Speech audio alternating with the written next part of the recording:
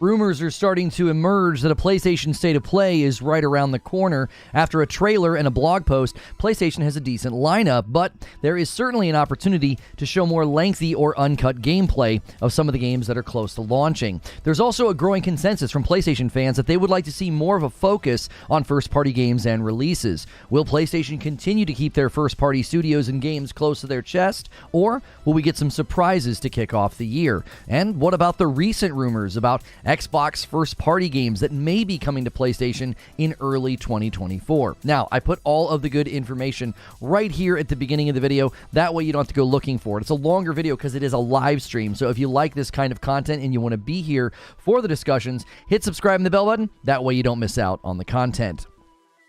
A PlayStation State of Play is allegedly right around the corner, and fans are already lining up to say what they would like to see. With a fairly full first quarter, Sony could focus on gameplay and release dates, but will there be any surprises? Will we finally hear from some of the very quiet first-party studios that have been nose down for so long? So first, I want to talk about what we know. We have insiders saying that the State of Play is happening in the next few weeks, and this is on the heels of the same insiders saying that some Xbox first-party games are coming to PlayStation. Some of them even said that one or two of them may be coming earlier this year. So, will that be part of the State of Play? Now, second, I want to look at the reaction to this. Many fans have strong opinions about what they would like to see. Some are already putting theories out there about the possibility of Xbox first-party games being part of the show. And lastly, I want to tell you what I think. I have my own concerns about at least one game in particular, and I also have opinions about PSVR 2 and potential surprises. So up first, what do we know? So this info comes from none other than Jeff Grubb, and according to thegamer.com, Grubb has said that we can always count on a Nintendo Direct happening in February, and that's something we can expect to see this year again. Now, whether or not the Nintendo Direct happens, and if we actually get the Nintendo Switch 2 announcement, that's likely to be discussed. I actually think if they're going to announce the Nintendo Switch 2, they would do it then and potentially release it in May. But Grubb also spoke about the State of Play. He also noted from the Gamer here, he's heard that a State of Play is coming from PlayStation in the next few weeks. He did not know whether or not exactly what's going to be happening, and he just knows that one is currently cooking. Now, PlayStation has not done a State of Play since September, and in 2022, they did one on February the 2nd, and in 2023, they did one on February the 23rd. So it's very possible that they skipped January since the Xbox Developer Direct is happening on the 18th. Now, if they do decide to do one in January, I would expect it to land on January 24th or the 25th. Since Helldivers lands on February the 8th, if they do end up waiting until February, it would likely then land on February the 1st. And since they do one, in the past, they did that one on February the 2nd, they don't seem opposed to kind of kicking off February with the State of Play. They also seem to really like Wednesdays and Thursdays, so maybe January 31st is not out of the question, or February 7th. That'd be a great way to say, hey, you can play Helldivers 2 tomorrow. So those are all the potential dates that they might do the show. So what are the confirmed games coming this year that may be included in the show? Now, recently they published a blog titled The Biggest Games Coming to PS5 in 2024, and the list is pretty impressive. Now, obviously it needs to be pointed out that this list is not all first-party games, but I expect this from Sony after their showcase in 2023. They do not seem to feel any pressure or need to focus on first-party over third-party, or even draw attention to that distinction about like, oh, here are our first-party games, here are our third-party games. Now, the blog listed 19 titles: Final Fantasy VII Rebirth, Prince of Persia, Kill the Justice League, Stellar Blade, Last of Us 2 Remastered, Helldivers 2, Dragon's Dogma 2, Concord, Tekken 8, Pacific Drive, Forever Skies, The Casting of Frank Stone, Rise of the Ronin, Metal Gear Solid Snake Eater, Grand Blue Fantasy Relink, Foam Stars, Silent Hill 2, Like a Dragon Infinite Wealth, and The Plucky Squire. Now, out of that group, I expect the State of Play to focus on The Last of Us 2 Remastered, Helldivers 2, Rise of the Ronin, and Final Fantasy VII Rebirth, with possibly one surprise from something maybe like Concord, since we haven't seen much from it other than the cinematic trailer at the showcase, and if it's coming this year, waiting until the summer to show off would be a bit late in my opinion. I said the same thing about Avowed and Hellblade. If your game is coming this year, I expect gameplay at events like this, along with release dates. Now, just yesterday on Twitter, Zubitech said that according to his sources, we may be seeing 2 PlayStation showcases this year. Given that PlayStation's blog had 19 games on it, I could actually see this state of play being more of a showcase, leaving room for the summer showcase to focus more on the second half of the year, along with forecasting what might be coming in 2025. There are a lot of titles coming in the first half of the year, and you really would struggle, I think, to fit them all in a standard 20-minute or 30-minute state of play. We also have to consider the timing of the rumors about Xbox first-party titles coming to PlayStation. Jeff Grubb was one of the insiders that said Sea of Thieves was coming, and that was corroborated by Stephen Totilo, and he said that he had heard it would be coming in early 2024. Now, that would certainly make for an interesting state of play to kick off the year. Sea of Thieves, Hi-Fi Rush, Starfield, Redfall, and a new Doom were all games that insiders pointed to, or even the Australian rating site seemed to have some of those on file. It would feel like a flex from PlayStation, certainly, and after their showcase last year, Xbox tweeted all the third-party games that were also coming to Xbox. It was a bit of a playful jab, and I could see PlayStation taking their own jab with an Xbox game in their own state of play. Or they may see that as counterproductive, and maybe they only want to focus on first and third party. It's hard to say if they would view it as a flex and a win, or a distraction from all of the other games that they would like to talk about. If the big headline from the state of play is, well, here's this Xbox title coming to PlayStation, that might overshadow the bigger games with bigger budgets, purely because of how shocking the announcement would be, right? It's not like Sea of Thieves or Hi-Fi Rush are bigger games, but the announcement itself would be more shocking, I think, and more surprising. So what has the reaction been? Well, I asked people what they wanted to see, and the first thing I got in response was people that were doing some light trolling, but I do think some were being semi-serious. I saw people saying things like, well, I hope we see Xbox games. I hope we see Hi-Fi Rush. Again, I'm not sure where I land on this. If in fact something like Sea of Thieves or Hi-Fi Rush is coming to PlayStation early this year, or just coming this year in general, PlayStation may see it 2 different ways. On one hand, it could be a strong showing of strength. They could say, listen, we're doing well, and we're doing so well that Xbox needs to bring their first-party titles to our platform. But on the other hand, it could be viewed as, well, PlayStation has so few games, they need Xbox games to add to their showcases and announcements. Again, I keep coming back to the fact that PlayStation just does not seem to care to distinguish between first and third party. Their showcase in 2023 was decried as a failure, and then they posted amazing revenue and sales for June. So they seem to understand that their showcases and their marketing are hitting the larger gaming community. Does that community care about Hi-Fi Rush or Sea of Thieves coming to PlayStation? Would they be upset about that? Would they find that to be a distraction? I would think it would be seen as a positive thing by the general gaming public. I think they would care. I think they'd think, hey, that's great. The game went viral. It was nominated for awards. It has a great review score on Steam. That tends to help games' reputation, and it makes folks want to play it. Sea of Thieves, same deal. It's been out for so long, and it's just a pleasant and beautiful game to play. Folks may not fixate or focus on it being an Xbox game. The other thing I saw being said was somewhat in jest, but you could also take this serious. Folks were saying they expected to maybe even see Blade at the event. Now, this would be tectonic within the gaming internet world, maybe not the general public, since there has not been any announcement about that game and what platform it lands on, and most of the gaming public probably has no clue that, well, Arcane Leon is owned by Microsoft, and that would make it an Xbox exclusive. They just saw a Blade trailer and probably got excited. And I actually think that this will not happen at a PlayStation event.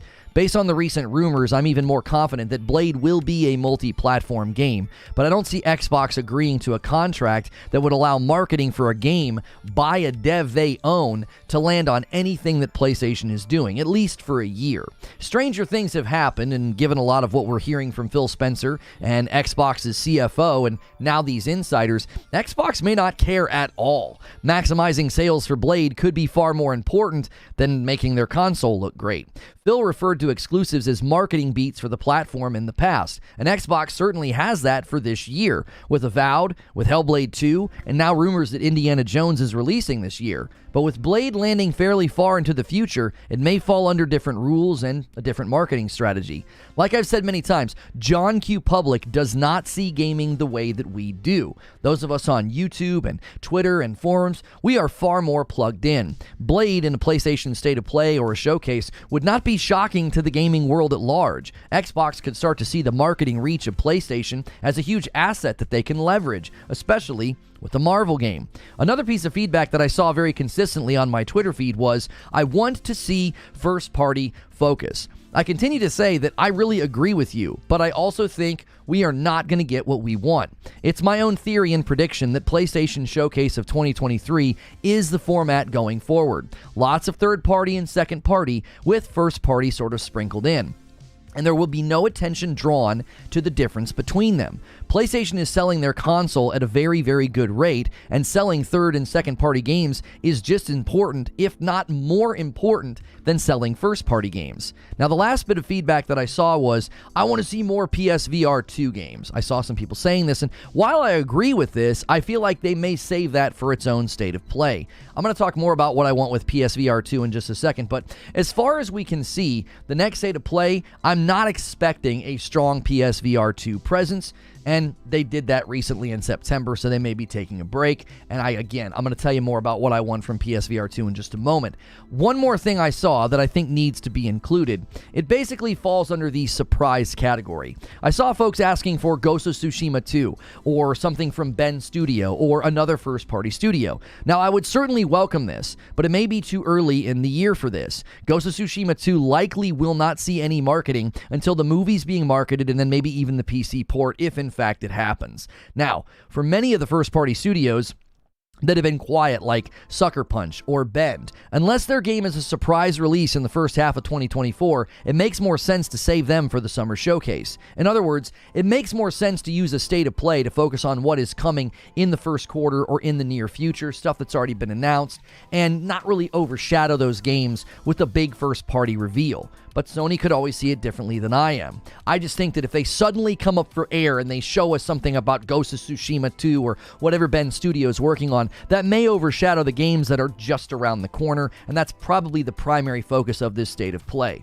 Lastly, what are my thoughts on the potential state of play or a showcase? Now, the first thing I want to say is, I hope there is a very clear gameplay focus. I said the same thing about the Xbox Developer Direct. If you have games that are coming out this year, I expect solid chunks of uncut gameplay. I don't want highly edited, chopped up trailers. Let us see the games. I am fully in support of smaller marketing windows, but that means when you get close to the game's launch, you better have things to show. No more cinematics, no more in-engine, no more rendered footage. Let us see raw, uncut gameplay, especially if the game is right around the corner with its release date. Rise of the Ronin and Helldivers 2, more specifically, for me, I think we've seen enough uncut gameplay of Helldivers 2, but I'm still not sure about Rise of the Ronin. It looks rough. The animations just don't look that polished. If that was an early build, okay, fine. Let me see what's coming out in just a couple of months.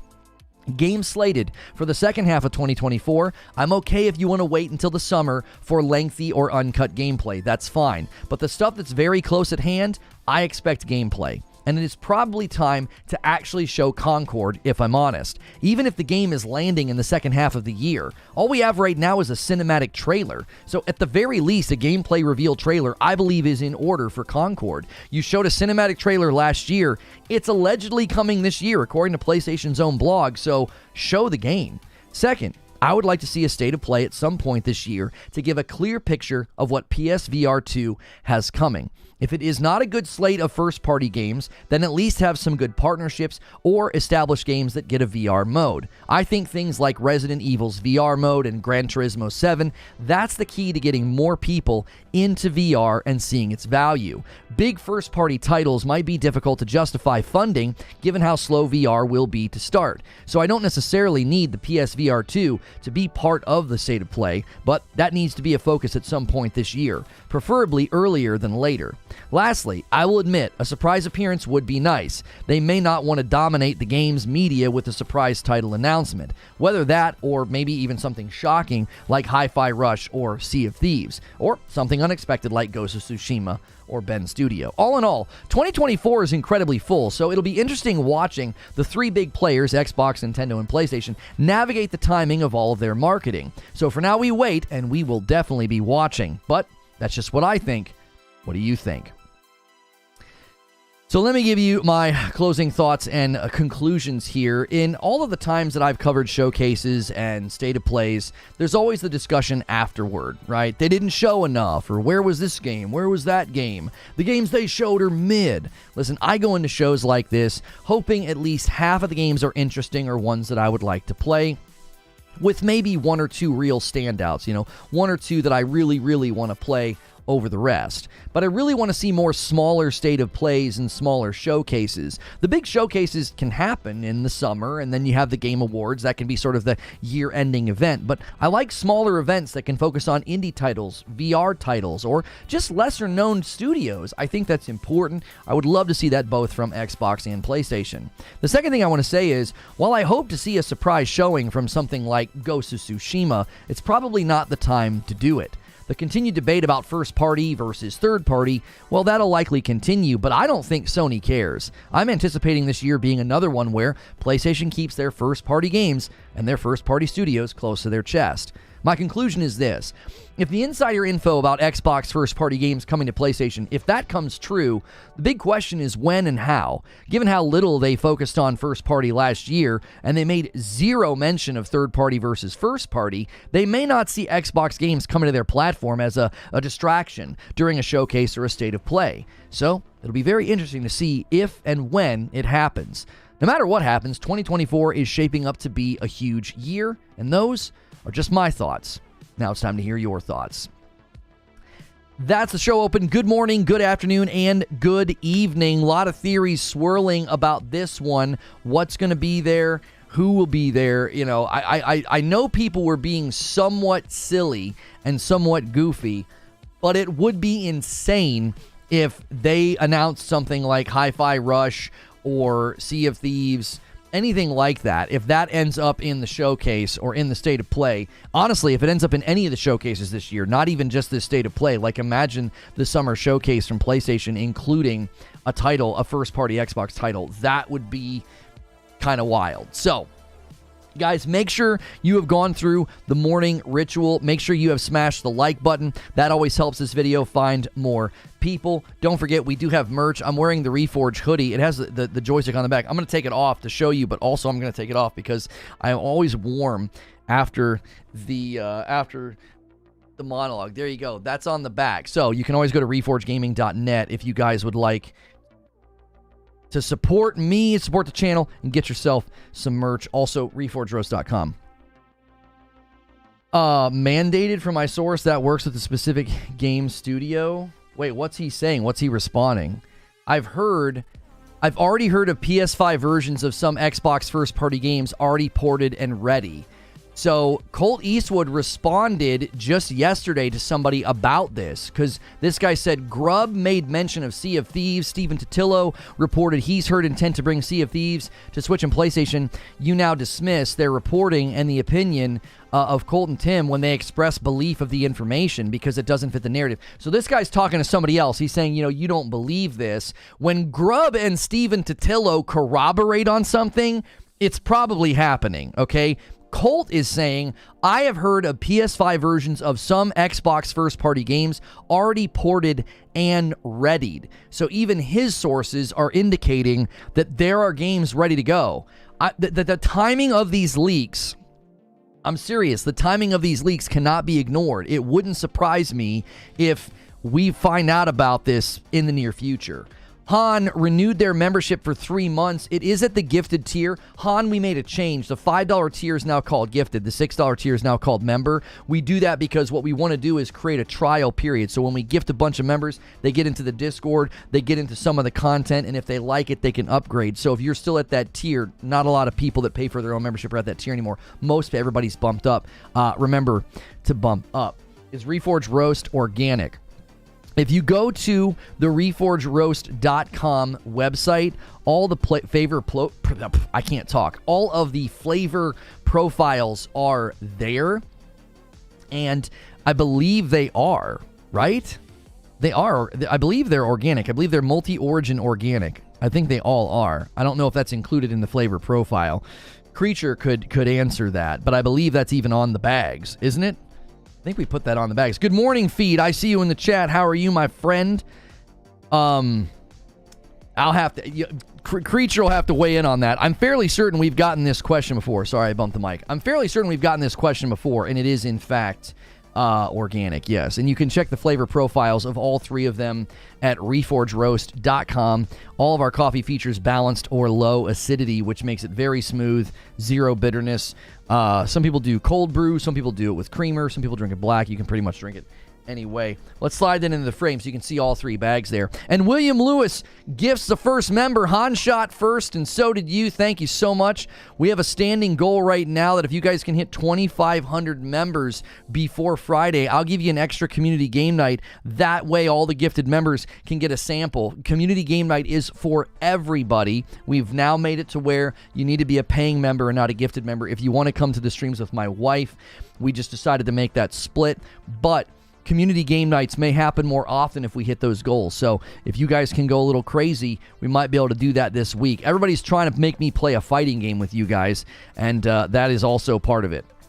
If you can hit the stretch goal. I don't know if you're going to be able to, which I'm happy about. P-Dub H-Town gifts 5. Thank you so much, P-Dub H-Town. I am totally fine if we don't hit the stretch goal because I do not like fighting games. So everybody wants to beat me up in a fighting game. I don't know why. We are currently at 2340. So you're only 160 away from the 2,500. You guys are crushing it. Thank you so much. And another one comes in from Zinthos. Thank you very much. I mean, if you've got guys like Grub, if you've got guys like Totillo, and now you even have Colt saying, listen, man, this is happening, okay? However people want to, voice their opinion about it, that's totally fine. There are going to be people that are upset. There are going to be people that defend it, celebrate it, get angry about it. I'm not really interested in that. I'm not. We've already kind of did our show about that. But I'm more interested in how PlayStation handles it. Because this is a show about PlayStation, right? Yo, Gordon McLennan with a 5-spot super chat says, will you play Final Fantasy VII Rebirth? I know you said you don't really play Final Fantasy games, but the remake and Rebirth are more like action RPG games. I played the remake and I didn't like it, so I will probably skip it. Thank you so much, Gordon. Also, not just for the super chat, but also for the gifted member as well. Thank you very much. And we're going to bump the line to 8. Sorry, I got distracted by a question in chat. What are you asking me? You want my microphone name? I think we have a... guys, there's no reason to insult another content creator, right? I should be able to quote a content creator and not have you guys start insulting the person. I don't do that here, okay? I will mention other people. I will disagree with other people. But there is no reason to besmirch and insult somebody. We don't do that here as a community. Let the other channels do that. There's enough insulting and nastiness on the platform. We don't need to add to it, all right? William Lewis with 7 months. See if these would be the obvious move for other platforms as it's a live service game. I don't disagree with you, William Lewis. By the way, William Lewis, you just gifted a member. You're still at the gifted tier. If you want to come to those streams with Madam and stuff, you're going to want to bump up, dude. I wish it was easier to do. Some people have been having trouble doing it. We only insult the paying members around here. That's exactly right. Yeah. Okay. By the way, the question about my microphone, I guess the mic command isn't working or we don't have a mic command. My microphone is a Shure SM7B and I run it through a cloud lifter and I run it through a Yamaha analog mixer, and I then run it through a Focusrite preamp. That's my setup. There you go. Sorry, I was like trying to remember all of the steps, how it gets to the computer. My bad. You're fine. I get it. If you guys don't like content creator A or content creator B, that's fine. I'm not here to tell you who you should or shouldn't like. We just don't need to insult people in the chat. That's just not helpful. Halo Infinite on PS5 with trophies, just crazy. That's the one that I'm still like, I don't know, dude. I just don't know. And here's why. In my estimation, there are still going to be titles that Xbox doesn't want to let go of. Now, the one person on the forum said, oh no, they're considering it, and I could see it being the next Halo, not the current one. I still just don't know, dude. Again, my main concern in this discussion is more about what's PlayStation going to do? Do you guys think PlayStation would do that in a state of play or a showcase? Would they view it as a distraction, right? Because that's all anybody's going to be talking about in the games media. You announce a bunch of games at this showcase, at this state of play, and you throw Hi-Fi Rush in the mix, that's all anybody's going to talk about. Not because Hi-Fi Rush is more popular than every single game announced. Like, Hi-Fi Rush isn't more popular than, like, Final Fantasy VII Rebirth or something like that. Like, a long-standing franchise like Final Fantasy is obviously more popular, but the announcement itself would be bigger. People would be like, oh my gosh, this is really happening. Gavin Hillick with 7 months at a gifted says, Sea of Thieves is a poorly rated game. Hi-Fi Rush is critically acclaimed but not very popular. Do you think it will be any different on PlayStation? I actually think Hi-Fi Rush would do the best on the Nintendo Switch, but I don't know if they could get it to run over there because of it, it's a next-gen only title. Joker Quinn gifts a member and bumps the line to 9. Thank you so much. Some of these guys want to get this extra community game night. Thank you so much, Joker Quinn. Severin Evans with the 5 spot says, Final Fantasy isn't for me, but I hope you guys enjoy that. I do think it's going to hold people over for a while, though, which is good until more drops come.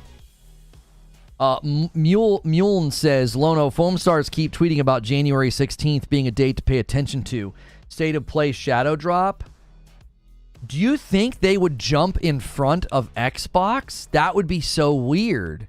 If they're going to do a State of Play on the 16th, they need to announce it like today or tomorrow. Parasito with 5 gifted members. Thank you so much. And takes us to 14. Thank you very much, Parasito. Parasito was one of the top gifteds last month. Top gifters. Thank you so much, Raven, for gifting. Putting us at 15. Tempting a 10 bomb to drop on the chat to get us to 25 super fast. Thank you guys so much. It's all sales, sales, sales. For example, if Starfield got ported to PS5, it would sell like crazy. I think Hi-Fi Rush would do fine on PlayStation. I think it would crush on the Switch. I'm serious. I think the Nintendo crowd would eat that game up. The art style is very like Jet Grind Radio. It's a rhythm game. I just do. I think my daughter loved it. She saw Hi-Fi Rush on my thumbnail this morning. She's like, "Are you talking Hi-Fi Rush?" She always gets excited about Hi-Fi Rush. I'm telling you, I think that game would absolutely crush on the Switch. I just don't know if they could get it to run there. Sea of Thieves has 30 million players, which players PS games has that? The Sea of Thieves number is unimportant, Erodimus, because number one, I have a hard time believing it. Number two, Sea of Thieves has never charted well anywhere as far as player engagement. It just hasn't. Like, the whole total number of player thing, I don't find those stats to be that interesting. Right? You know what I'm saying? Did I say Jet Set Radio? Sorry, Jet Grind Radio. Did I say Jet Set? Jet Grind. It's Jet Grind Radio, isn't it? Wasn't there another one called Jet Set something? Why am I crossing my wires on that? I feel like there are two games. Wasn't Jet Grind Radio the sequel to something called Jet Set? I didn't play them. My brother played them. He had a Dreamcast, and he loved it. He absolutely loved that game. I didn't play it. Dope shirt. Thank you, Feed. Other way around.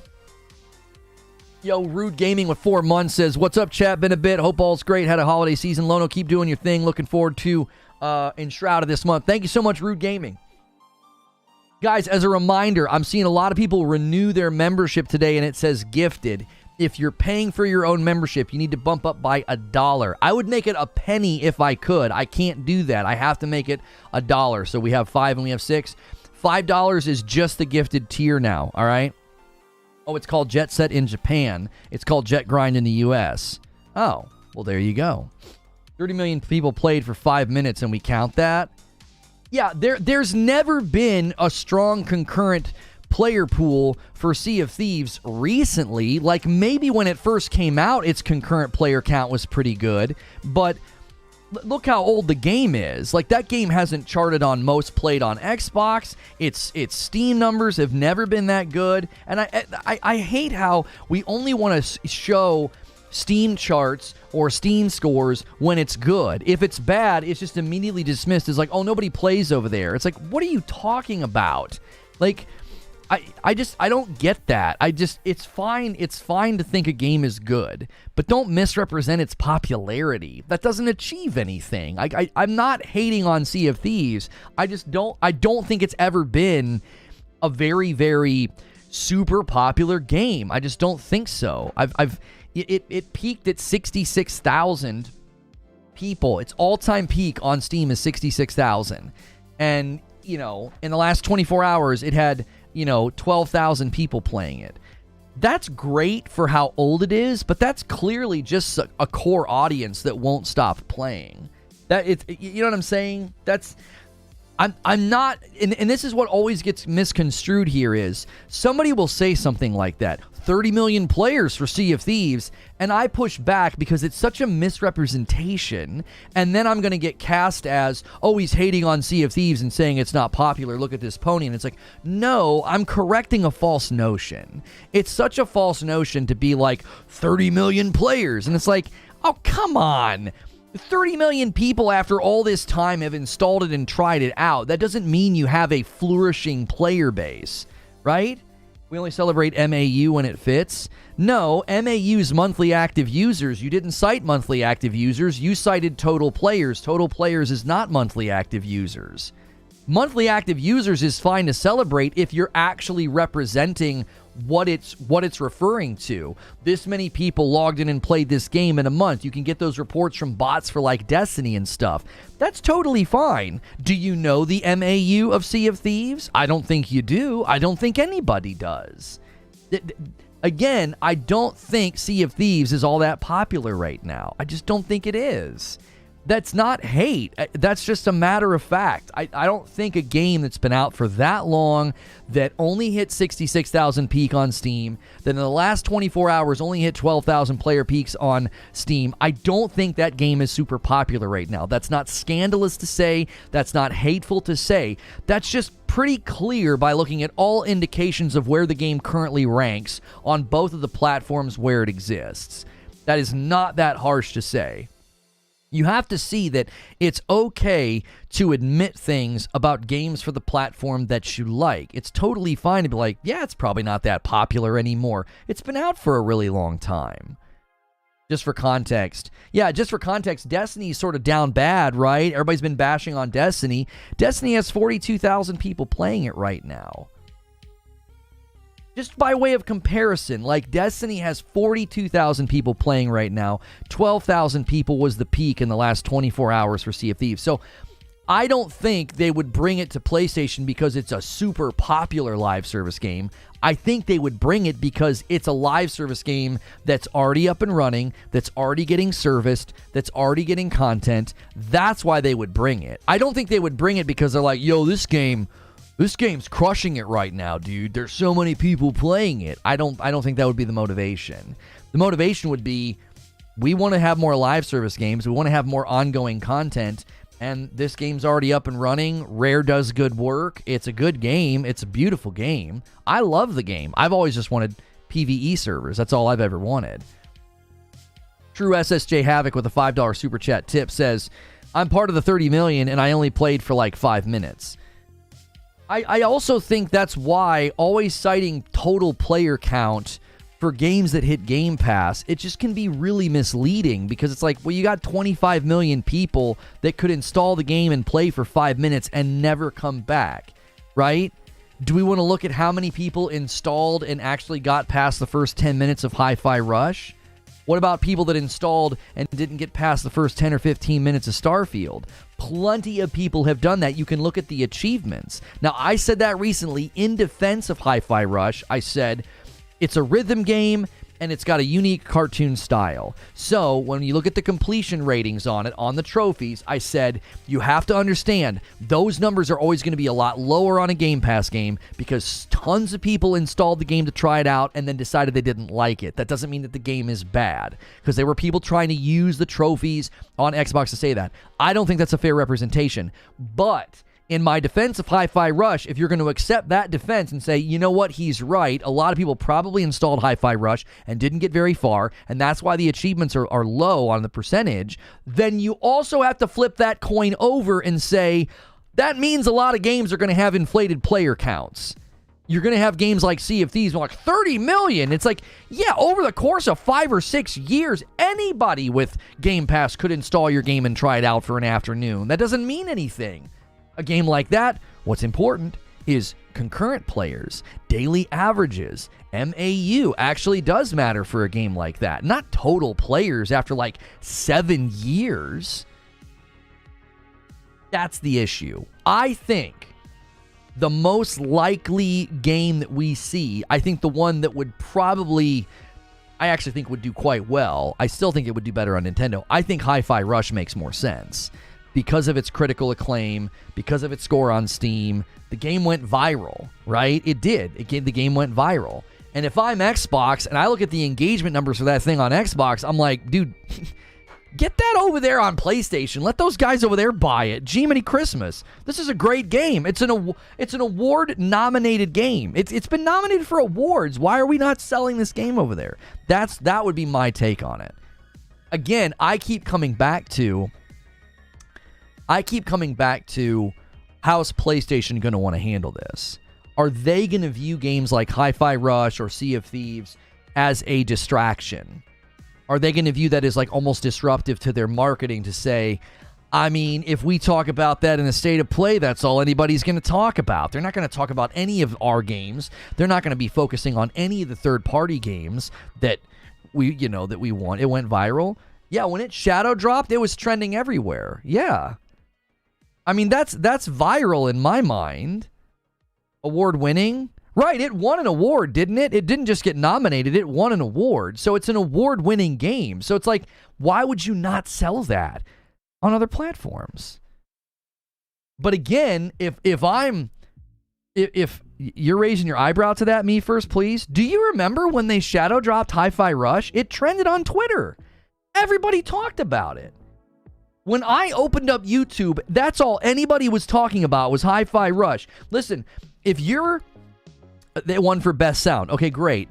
Well-deserved, right? Well-deserved. If you're on the PlayStation side of things and you don't like Xbox, there's nothing wrong with admitting that Hi-Fi Rush really took the world by storm when it launched. It did. Everybody everywhere was talking about it. Awards don't matter? According to you, they don't matter. I think they do matter. The DICE Awards are happening right now, right? Like, I think they do matter. I think recognizing excellence in game design and innovation and performances from voice actors, I think awards really matter. I think it's a great thing to do. I think it's a way for gaming to be taken more seriously. I think it's a way for the medium to continue to move forward. I think what Jeff Keighley's doing is great. Even though the gaming press couldn't wait 2 minutes to, call him a coward. Because I guess he was supposed to, light a candle and do an in memoriam for all the layoffs, I guess for the whole world. You know what I'm saying? Thank you so much for the coffee order, a bag of dark roast. Somebody with the first name, your first name starts with L. I don't want to say your name out loud. But there you go. I awarded myself a beer. Praise me. No, you're being disingenuous. They talked about it, but did they play it? You're making the point, aren't you, Justification? Aren't you making the point? If I'm an Xbox executive at, I don't know, any level, and I look at the numbers on Hi-Fi Rush, I've got questions. I'd be like, dude, what happened? We shadow dropped that game at the beginning of the year. We had nothing to compete with because it was the beginning of the year. It trended on Twitter. Everybody wrote an article. Everybody made a video. Why is no one playing this game? What's going on here? If I was a high level... Oh, that was you, Joker Quinn? Thank you so much, Joker Quinn, for ordering a bag of coffee. I'd have some questions. Like, what are we doing here? This was a great game from one of our best studios. What are we doing? Let's sell this thing. Put it somewhere else. Goodness gracious. Look at its score on Steam. You know what I'm saying? You can't look at that as an executive and not have questions about, is what we're doing making any sense? Like, we have a game, we drop it, we surprise the world, everybody's talking about it for at least a week, and this is its performance? Get the frick out of here. I'd be immediately saying, we got to try to sell this on other platforms because everybody wants to play this thing. I say everybody. You know what I mean. Hi-Fi took the world by storm? I feel like you guys don't remember that week. I feel like you don't remember that week. It's all anybody was talking about. Every time I opened Twitter, every time I opened YouTube, I was getting hit in the face with Hi-Fi Rush. Like, come on, give that game its flowers. I'm saying that because of that market reality, the fact that everybody was talking about it, it's got great scores everywhere, and the engagement with the game on Xbox is low. So they're saying, let's put it on PlayStation. And my question is, PlayStation knows that a game like that can go viral. Do you think PlayStation wants Hi-Fi Rush in their state of play? That's right. Let's talk about PlayStation. Do you think Hi-Fi Rush, do you think they want to throw that in their state of play? Hi-Fi Rush was trashed? By who? What are you talking about? Who trashed that game? It has a great score on Steam. What's its Metacritic? What are you talking about? Now, you might have seen, like, I don't know. You might have seen guys that identify as a Sony pony trashing it. It has an 87 on Metacritic. 3 points shy of a 90. It's got an 8.9 user score on Metacritic, which is incredibly hard to do because of review bombers and losers. At a 3,000 score. Come on, dude. It didn't get trashed. What are you even talking about? I don't remember it getting trashed at all. Brian M., you say no. You don't think PlayStation would want to put this into their showcase, into a state of play? I think I'm split on it. I see it both ways. I could see PlayStation saying, if we put Hi-Fi Rush in a state of play, that's all anybody's going to talk about. Now, they might think that that's really, really good, because why? Because everyone's saying Hi-Fi Rush on PlayStation. Hi-Fi Rush on PlayStation. Like, that's everybody talking about PlayStation, right? YouTube Lurker gets a 10 bomb off the ground and takes us to 25 just like that. If you guys can hit 2,500 members before Friday, I will give Madam the night off, and we'll do a community game night, an extra one. You always get a community game night last Friday of the month, but we'll do an extra one this month. If you can hit the stretch goal, you can beat me up. Currently, Hi-Fi Rush has a 4.6 on the Xbox store. That is an amazing score. That's great. That's a 92. It has like a 93 or a 94 on Steam. Nobody trashed that game. It's everybody that's played it loves it. Now, there are people that played it and put it down, sure, but I would say that's probably more because it's a rhythm game. I'm not a huge fan of rhythm games either, if I'm honest. There was that Hellsinger game, and it looked cool, and the music was spectacular. Joker Quinn's the Agent of Chaos. He pushes it past to 26, and what's going on? 12 members out of nowhere, taking us to 37 in the blink of an eye. You guys are insane. We've got a member train if I've ever seen one. Hop on. You can gift a single. You can gift a 5-bomb. And when you get it gifted, you get in our Discord. You get into community game nights as a way to sample the content. If you like the content, if you like the community, if you like the Discord, you can upgrade for $1 and get into more. I remember a lot of us were happy Xbox finally got a solid title again. Did we forget? Come on. I'm the Agent of Chaos. Thank you so much, True SSJ Havoc, for the 2 super chat. No, you missed it. You missed it. Joker Quinn was the Agent of Chaos, then Super Gaming with the 5-bomb, then Hotshot with the 5-bomb, then a single from True SSJ Havoc. Thank you guys for gifting members. If you got a gifted member, make sure and say thank you to those people. So Eugene's got an image for me to look at here. Let me take a peek at this image here. Let me see what you're showing me. And we got an email.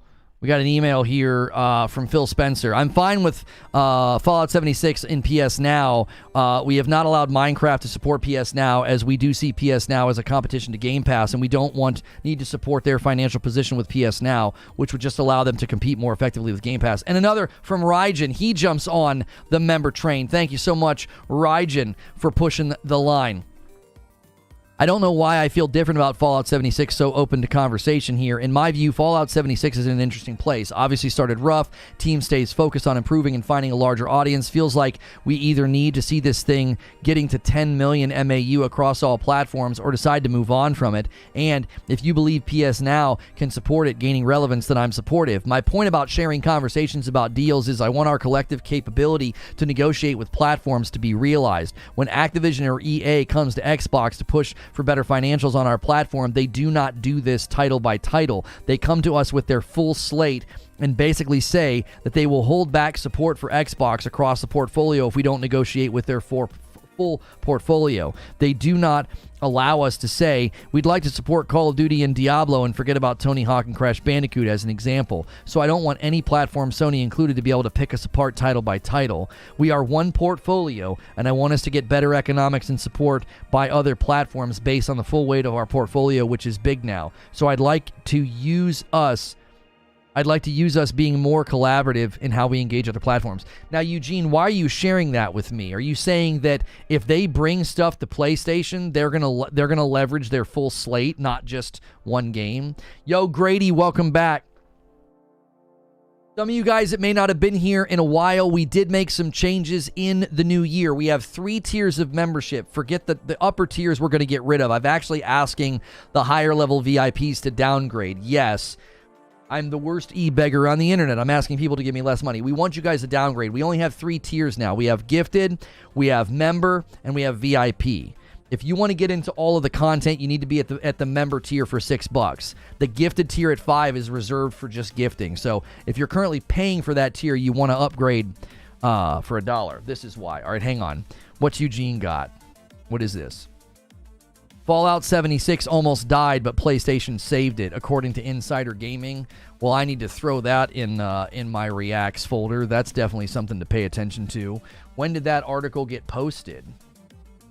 Is that a new one? And Quintar drops a 10 bomb. He's like, come on, boys. Let's hit this goal. You are amazing, Quintar. Putting us 2 away from 50. Guys, every 25 I give 5. That is why we roll the goal forward, okay? I know people love to misrepresent this as well, but the reason the goal rolls forward is every 25 members, I give 5 back to the community. I gifted over 4,000 members of this community last year. So you guys keep doing it, and I'll keep doing it, and we'll keep growing. Thank you very much. And Darth Nihilus gifts a member to take us to 49. Thank you very much. Appreciate that. Right on the doorstep of 50. You're such a jerk asking people to pay less. That was the name of a shoe store, wasn't it? Is that still around? Is Payless Shoes still around? My mom always took us to Payless. We didn't have a ton of money growing up. So you go to places that literally say, "Hey, you'll come here and pay less," right? Microsoft puts the game's health above any potential benefit to Sony. Now that's an interesting insight, Eugene. So Phil's email makes it clear that they put. Oh, that's an older article. That's in September of last year. That's actually really interesting. So if you think about PlayStation and their state of play and whether or not like Hi-Fi Rush or Sea of Thieves will be there, Phil Spencer basically says in that email about Fallout 76, if we can't get to 10 million MAUs, we gotta cut bait here and move on. So they could be looking at a game like Sea of Thieves and literally saying that. Throw it over there. Throw it on PS Now. I don't care. The game's health is what matters. And if you can't get the MAUs up, then we'll leave the game behind. Now, I don't know if he's only saying that because Fallout 76 is such a big and well-known title from Bethesda, right? Or is that their rule in general? I'd be curious what the MAU is on Sea of Thieves. 10 million seems really, really high for Sea of Thieves. I don't know. That seems really high. Zubair says, don't lie. You just don't want us to feel accomplished and proud. Why do you hate us, Papa? Oh, sorry. Had a bit of a flashback. Yeah, the version 2 of the DualSense. Yeah, so if you guys didn't see this, there's a new version of the PlayStation DualSense controller, a V2 or a version 2. that apparently has like 12 hours of battery life or something insane. Now, I don't know if this is coming out maybe just as a new accessory that they'll talk about at the state of play or something, or are they laying the groundwork for the PS5 Pro to not just come with an upgraded console, but an upgraded, controller as well.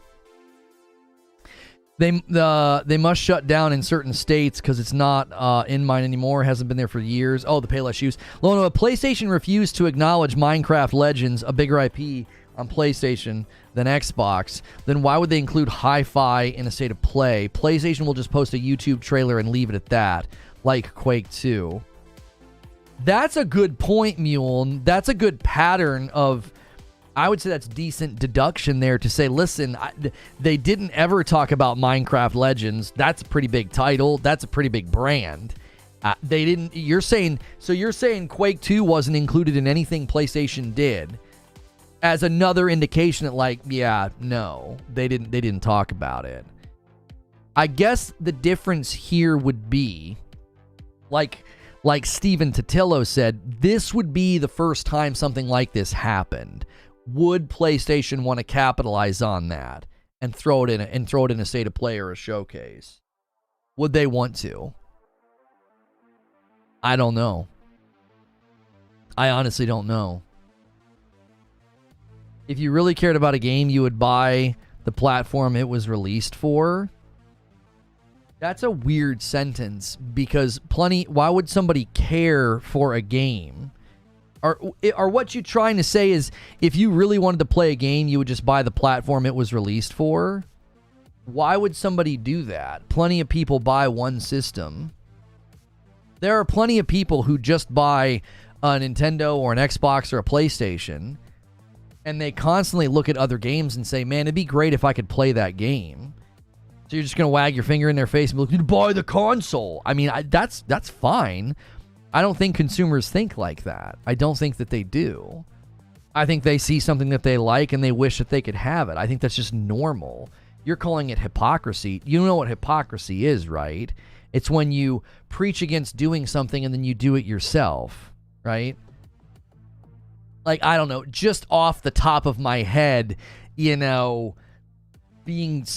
really self-righteous about toxicity while being toxic and awful. Like, that would be, just a random example of hypocrisy. Somebody saying, man, I'd really love to play Hi-Fi Rush, but I don't have the scratch to put together. I'm not at a spot where I can buy another console. I don't think there's anything hypocritical about somebody saying that or doing that.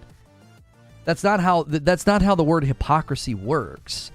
Now, if somebody said something to the effect of like, I think games should be everywhere. I think people should buy games, and then they were constantly refusing to buy games, I think that you would refer to that as hypocrisy. Like they're not practicing what they preach, right? PS5 is outselling Xbox because it's just better. Well, the consoles themselves, I don't think that's a fair statement. I think the Xbox Series X and the PS5 are actually quite close to each other.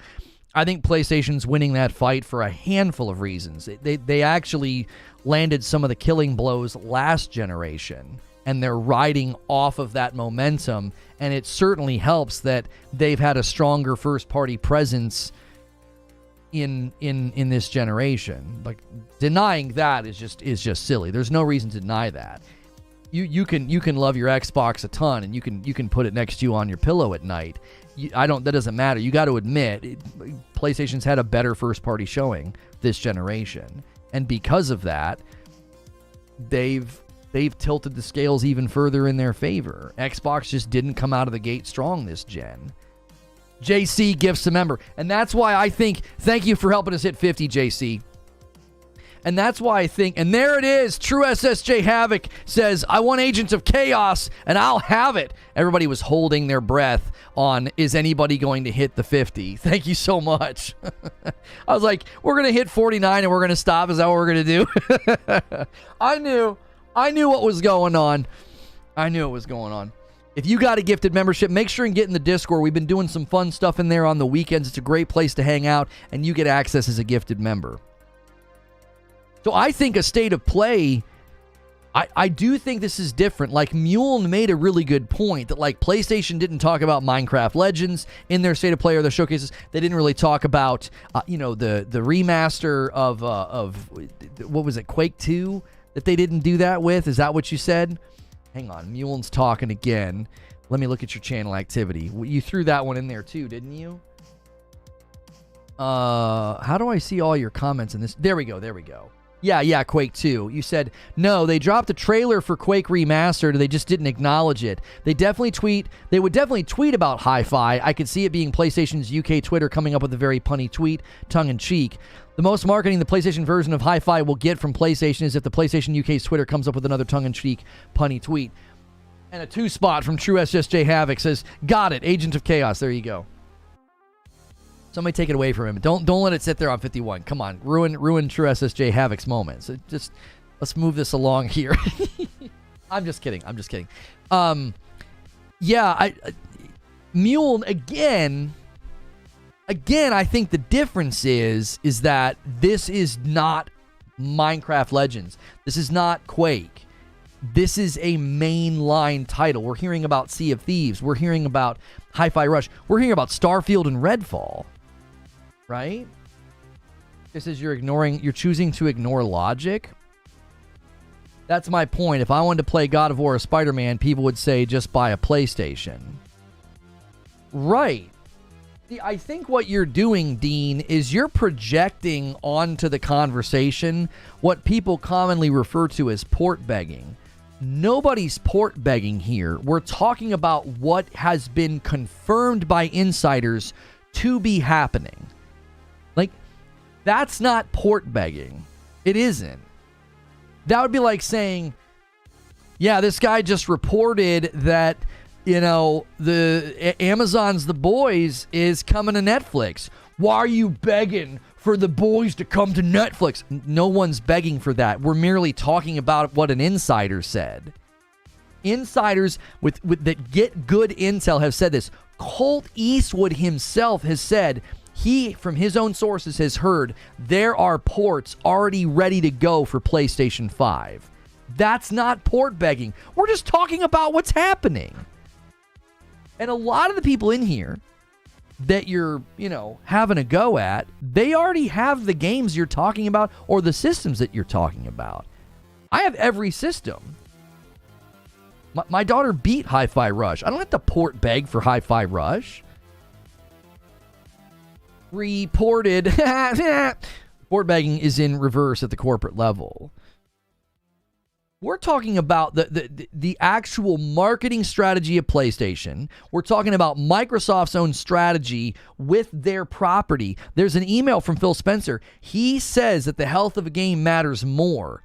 If they can get a game to better MAUs, they're willing. They are absolutely willing to do that. What is this? All over print recycled hoodie will undergo changes. We'll introduce 4 new sizes and new logo placement. Oh, cool. I was like, I thought they were maybe getting rid of it. I was like, oh no. We can do something with that, maybe. All over print merch or something.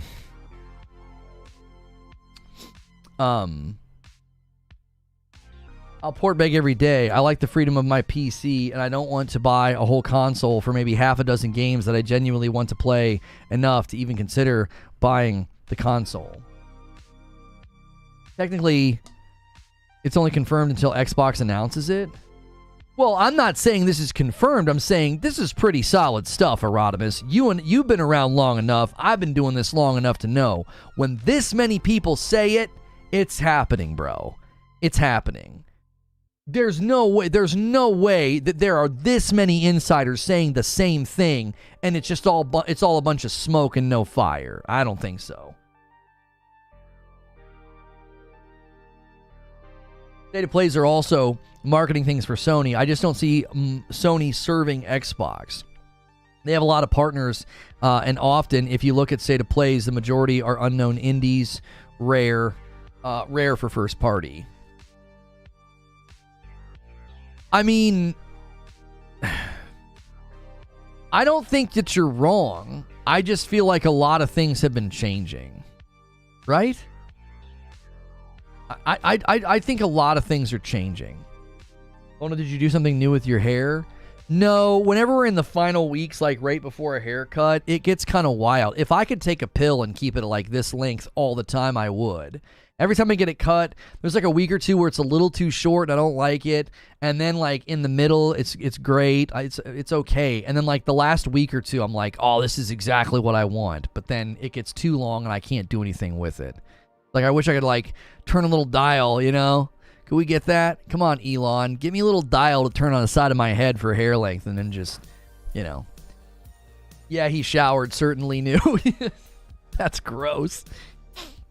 Not showering is gross. It's gross to gross to insinuate that I don't shower. Oh, boy. State of Plays are also marketing things for Sony. Yeah, okay, I wanted to respond to that, Mullen. I don't think that you're wrong, right? I don't think that you're wrong, but I do think times are changing, right? Can we get a skincare routine? No. I do need to maybe get something for under here. Somebody recently did a video, and he was working with a company that he said he liked their skincare products, and it helped him with the dark circles under his eyes. I always look like I just woke up until like halfway through the day. Even if I get a good night's sleep, I always have like the puffiness under my eyes. It's dark too. I hate it. I could agree that a lot's been changing, says Mule. We're living in wild times. I mean, literally, first-party Xbox games are about to launch on PlayStation. I can only go with or base from what has come before. Remember last year, there were a lot of rumors coming from insiders saying there was going to be a second Sony showcase, and it never happened. Yes, but Erotimus, what they were talking about was actually real and planned. It just didn't happen. Like, you remember, Tom Henderson said, there are games ready to go. Where are they? They just got bumped. And then we found out PlayStation internally delayed a bunch of stuff. So the insiders still had good info. It's just that the plans changed. Now, you might push back and say, well, there you go. They have good info, but the plans might change. These games might not come to PlayStation. I mean, generally speaking, I don't think you build and have ports ready to go to PlayStation and then just throw them in the bin. I don't think so. What happened with the second showcase and all those games of PlayStation? They just got bumped. They didn't disappear into thin air.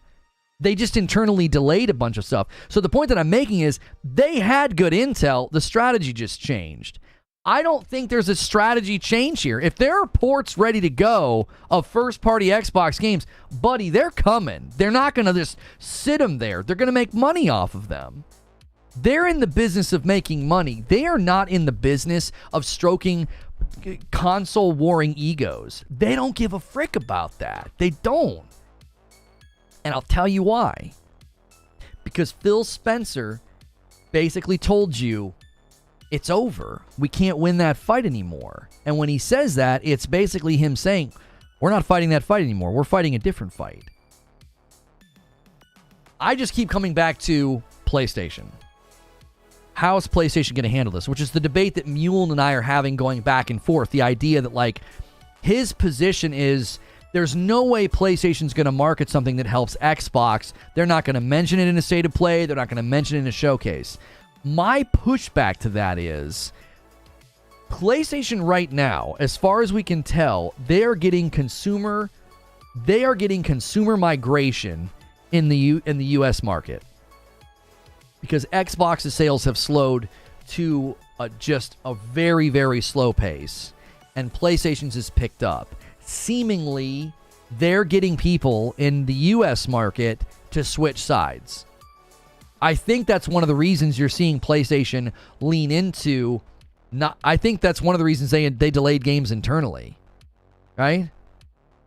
They delayed games internally because it's like we're going to have so many people buying PlayStation 5s. They'll have so many games to buy. We don't need to throw all these games out right now. They're also working on remasters and remakes. Why? You're going to have so many new people in the ecosystem, and you want your first-party titles just right there waiting for them at the highest graphical fidelity. They want a brand new PlayStation 5 owner who is coming from Xbox to be able to buy The Last of Us at next gen level. Right? That's the point. They're winning that fight. Because they're winning that fight, does it help them convert more people to say, we're getting Xbox titles now too? Completely diminishing the reason for consumers to think, why would I need that? Why would I need an Xbox? I'll just go to PlayStation. Do you see the marketing strategy that might get employed there to be like, we got all the games now. You don't need to go anywhere else. Isn't that a monopoly? No, because Nintendo won't be there. And there's PC-only titles that won't be there. The market's not about to be monopolized if Xbox first-party titles start hitting the PlayStation 5. William Lewis with a $2 Super Chat tip. Phil said in the past, he wants users, not Xbox sales. Mullen says, maybe I could see that angle. Right. I see it both ways, Mule, and that's why I think this is a fun discussion. Like, I completely see it both ways. One side of my brain 100% agrees with you. PlayStation's not even going to acknowledge it. Oh, yeah, you want to come over here? That's fine. That's fine. We're not putting you in any of our stuff. Right? Like, they might have that attitude. Now, did they ever put Fallout 76 on PS Now? Did they ever do that? I actually don't know. I'm asking because I don't remember. I've never played Fallout 76.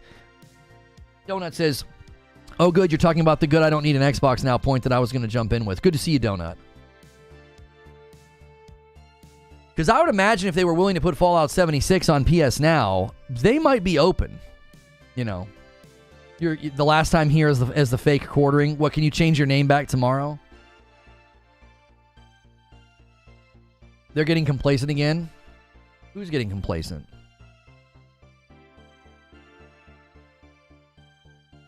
I just find it strange they buy these two major publishers and they want to buy more to expand the market reach for Game Pass to turn around and sell games on the competitor system.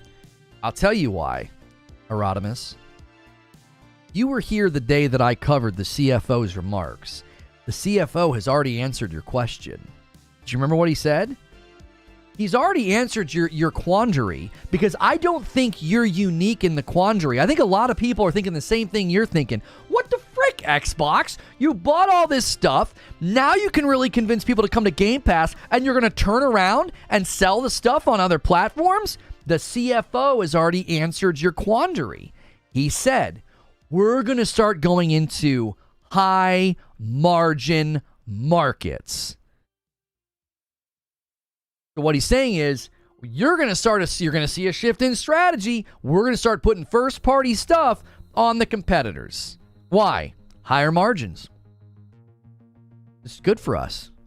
That's great for us. Yeah, sell it over there. That's amazing. Putting it on Game Pass is low margins for them. There's no high margin on a game with the marketing strength of Starfield. There's no margin there throwing that on Game Pass. At least not a high margin. What, oh yeah, you signed up for Game Pass for $10 so you could play one of the biggest games they're going to have in a long time? Oh, well, we had our highest increase of Game Pass subscribers in a single day. Okay, there's low margins on that. We all know that's not high margin. You know what high margin is? $70 for a game. $50, $60 for a game, and you get a cut of that selling it on somebody else's platform. That's high margin. That's how Apple makes more money off of gaming than like everybody combined. You know how they do it? 30% off everything that gets sold. So Xbox is thinking, we have a literal Congress-sized library of games now. Just sell it everywhere. Let's just make a ton of money. What are we even talking about? Well, they're not looking at Game Pass as high margin. They're looking at Game Pass as part of the ecosystem, as part of them having a foot in the market. But even Phil told the Brazilian regulators it's only going to be about 50% of our budget, our annual revenue.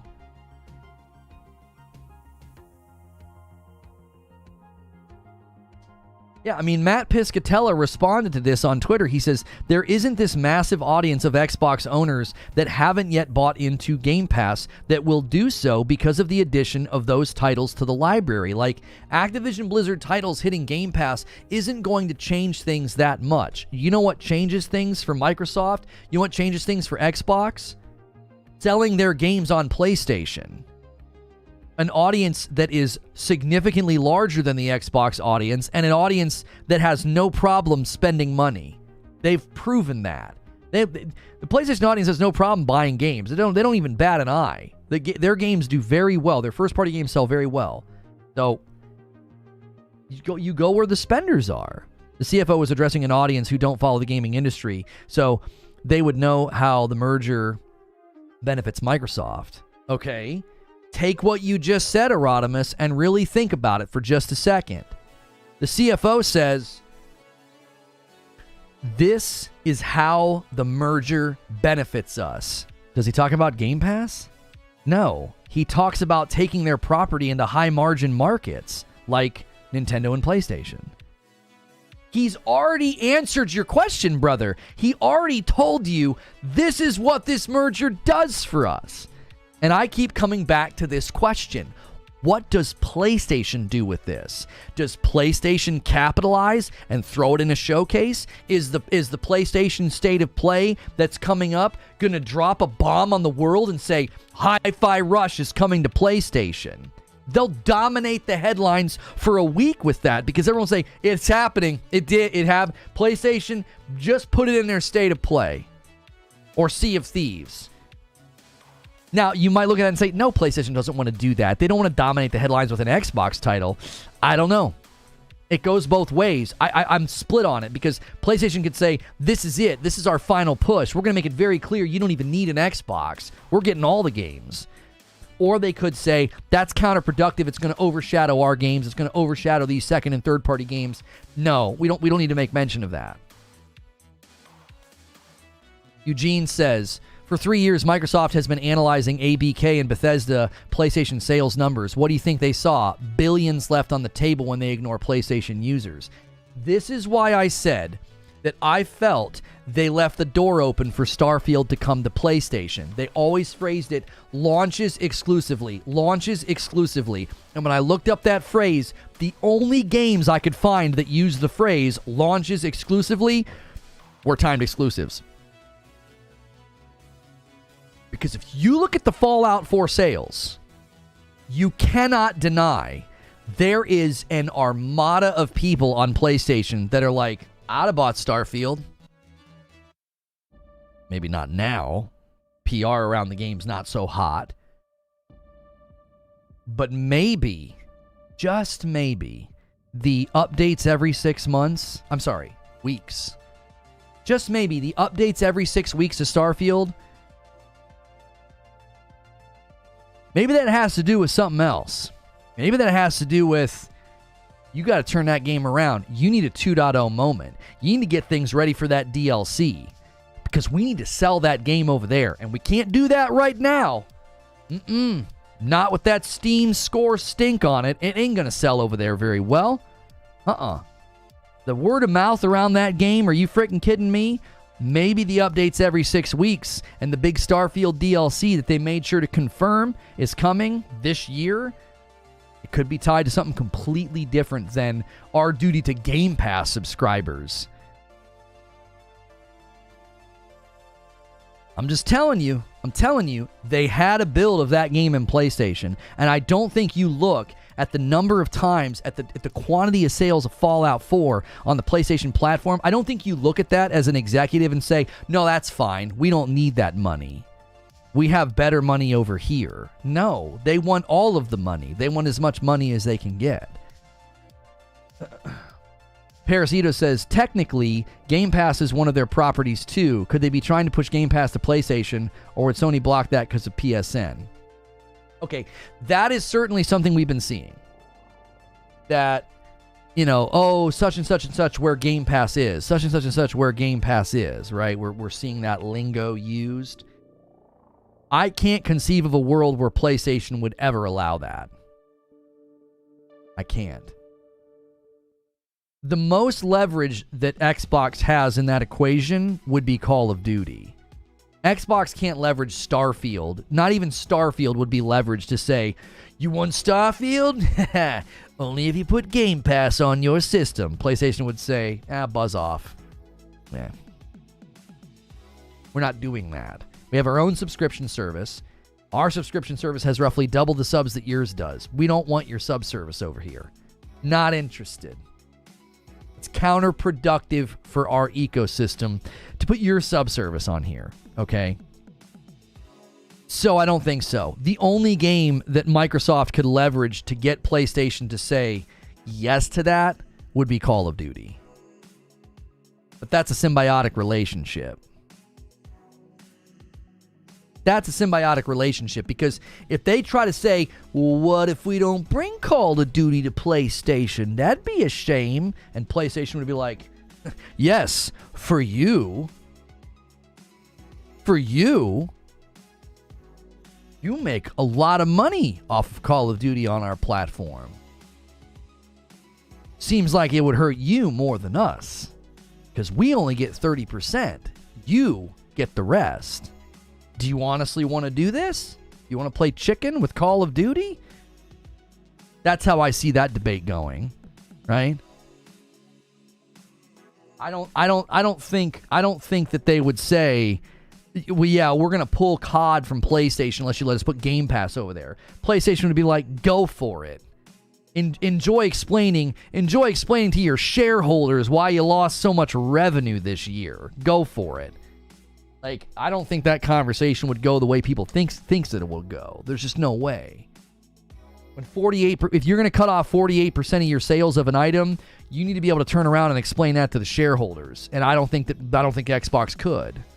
Well, we really wanted to put Game Pass over there. Why? Why would you want to put Game Pass on PlayStation? Why? We sell Call of Duty on PlayStation and we make a bundle doing it. Why would we ever want to put Game Pass on PlayStation?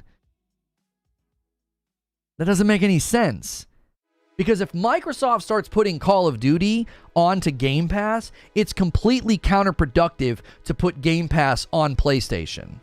You're just voluntarily making less money? What the frick? That would be dumb. It would be incredibly dumb. Microsoft's best course of action is to sell the games in as many places as they can, and the entire time they do that, they also get to say, you could also play it day one on Game Pass. You want to play that new Call of Duty? That's great. That's great. You can buy it on PlayStation. Sure, have a ball. Or you can play it day one on Game Pass. How is that not an absolute winning strategy?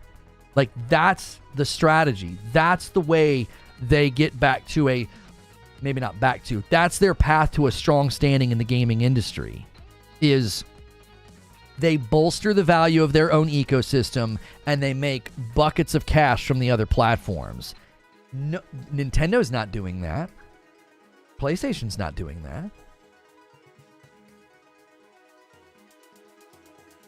What if those games don't sell on PlayStation? It can end up backfiring. That's why I said today, because today's about the PlayStation State of Play. But obviously, the big question in the room is, we just had all these insiders say these games are coming to PlayStation. Is PlayStation going to include that in their State of Play? That's the big question I keep coming back to. Yo, Statinator, my man, dropping a 5-bomb on the chat and taking us to 56. Tempting a 20-bomb Agents of Chaos. There's some big boys here that just might take us to 76 in one click. They make more money on Candy Crush, and then they move it off PlayStation, they're moving it to Nintendo. Okay. Golly, that sentence is all over the place. All right, Erotimus, think about this with me for a second. That's not how businesses think. They don't say, well, we make more money on Candy Crush, so it's fine for us to lose billions over here. That's not how businesses operate. You never justify loss of profit and revenue to your shareholders by saying, well, we make more money on Candy Crush. They would get laughed out of the boardroom. They'd be like, you're an idiot. Not you, Erotimus. They would tell that guy, you're dumb. You can't justify losing profit and revenue by just pointing to other profit and revenue. That's not how it works. You have to justify it and say, we were willing to lose 48% of Call of Duty sales. We were willing to lose that because what? What's the reasoning? They would never be able to provide a good enough reason, I don't think. Well, we wanted to put Game Pass on PlayStation. Well, why on earth would you want to do that? Why would you want to put Game Pass on PlayStation? We make more money per sale of Call of Duty over there than we'll make on a Game Pass subscription over there. Are you kidding me? No, we're not doing that. And Ghost in the Garage Gaming does it. He hears the bat signal and he drops the 20 bomb. This man was in the ring all weekend for me, duking it out with people that have IQs lower than their shoe size. I appreciate you so much, Ghost in the Garage Gaming. He's also the agent of chaos. He pushes us to 76 in the blink of an eye. That's the man right there. I now owe you guys 15.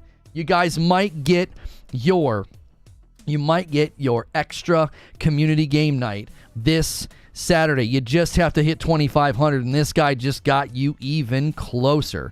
Thank you so much, dude. You the man.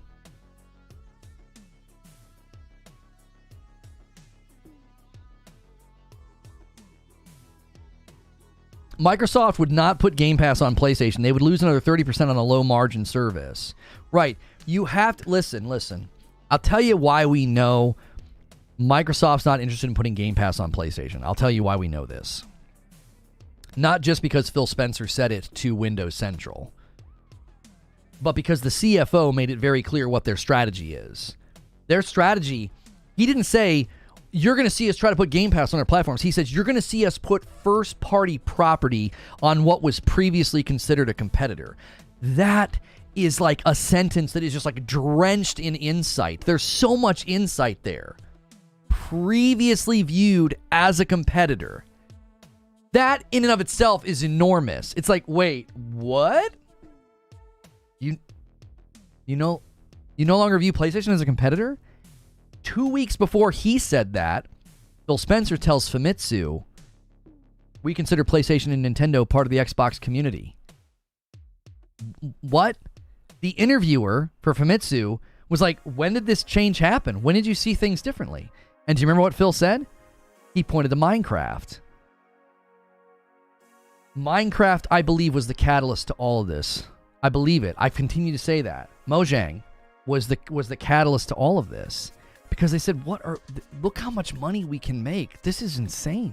This is so much better than trying to sell consoles. No, just get a bunch of property and sell it. It's way better. I guess the question is, will Game Pass go on X or Y? Depends on the question. How much longer will Game Pass even continue operating? Well, I don't think they're going to get rid of it. Lancelot with 11 months at a VIP. 1 month ago, Reforge Gaming. Stay awesome. Love 2023. Here's to the rest of 2024. And I still want TLU factions in the state of play. Yeah, I know it ain't happening. It's not happening. You're getting a rogue mode in The Last of Us 2 Remastered. That's all you're going to get. You're talking Microsoft, the richest company in the world, that switched from selling Office yearly a pop for like $500 to $99 a year sub and made more money. Yeah, but that's not an equivalency to... What you're talking about is they made more money by doing that. They were entrenched and endemic to the business world, and instead of letting you buy Office for like $500 a license, now you pay $100 a month, and then they have per license, bundles and all that, and you pay that per month. That makes them more money. That's not an equivalency to going to a market where you're selling 48% of your product and saying, we don't want to sell it over here anymore unless you let us put Game Pass over here. And when we put Game Pass over here, a bunch of people can sign up for it. We'll get less money, and then they'll be able to play the game and not buy it. That's the opposite of what you just described with Microsoft Office. Microsoft Office was like, yeah, if you crunch the numbers, we're endemic to their business realities. They need Office every month. We can make $1,200 a year off of them instead of $500. That's a $700 net gain.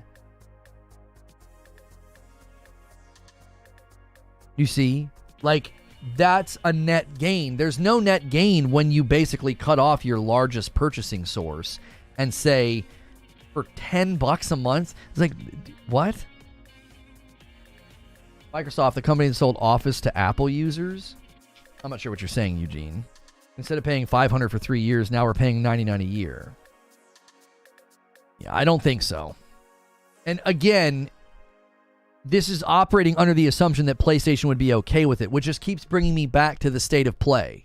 The PlayStation state of play, the PlayStation showcase that might be happening, right?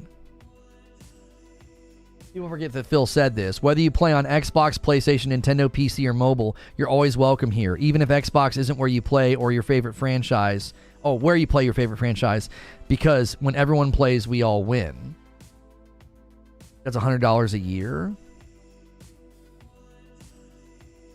Again, you're operating under the assumption that they would take a lower margin chance on a subscription instead of just selling the game on PlayStation. You're also operating under the assumption that PlayStation would be okay with that. That would also make them less money as well. Like, you can buy Call of Duty for $70, or you're hoping people sign up for Game Pass at $10 and stay on it for the entire year, and then that nets you more money. Instead of the $70, you've now made $120. That's a net of $50. Okay?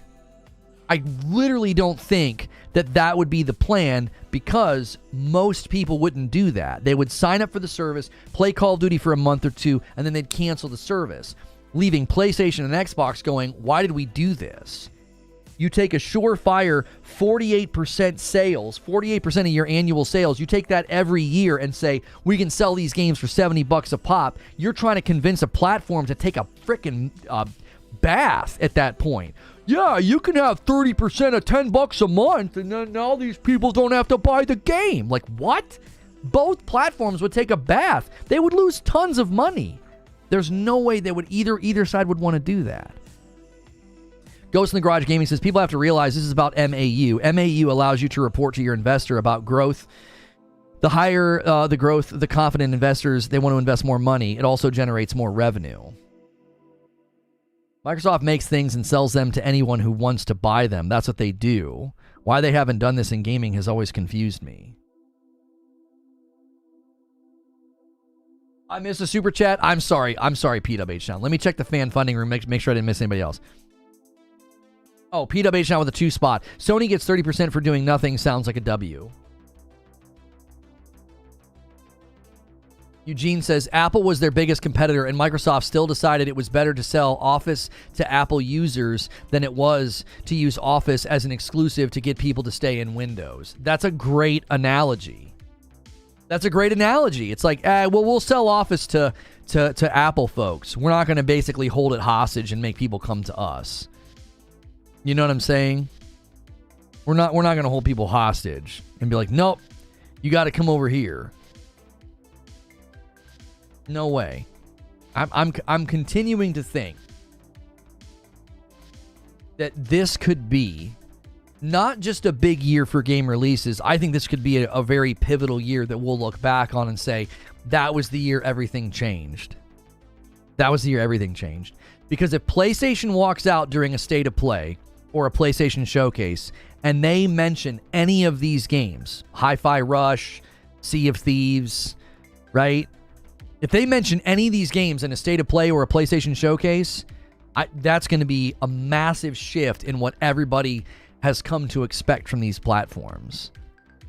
I honestly think this is going to be a pivotal year in gaming. If the Switch 2 is real, we know the PS5 Pro is real, those things are coming. And if in the midst of that, Xbox sits back and is like, we don't have any new hardware, we're not doing a next-gen refresh, and we're putting our first-party titles on PlayStation and Nintendo, I don't know how you don't look at that as a giant that's a hinge turn in the industry. That's a page turn. That's a new chapter. That is not, we have never been here before. It's always been Nintendo's over there doing Nintendo, and PlayStation and Xbox are kind of jockeying for position. We got this. That, I think this year, it all changes. I do. I think Phil Spencer signaled that change. He signaled that change in the Kind of Funny interview. I think he did. I think he's like, can't out-console him. We got to go off on our own and do our own thing. And I think this is the year that's so crystal clear. Microsoft is a software and services company. The only way Xbox survived the Nadella cut was they're able to create a service that they could put on multiple places.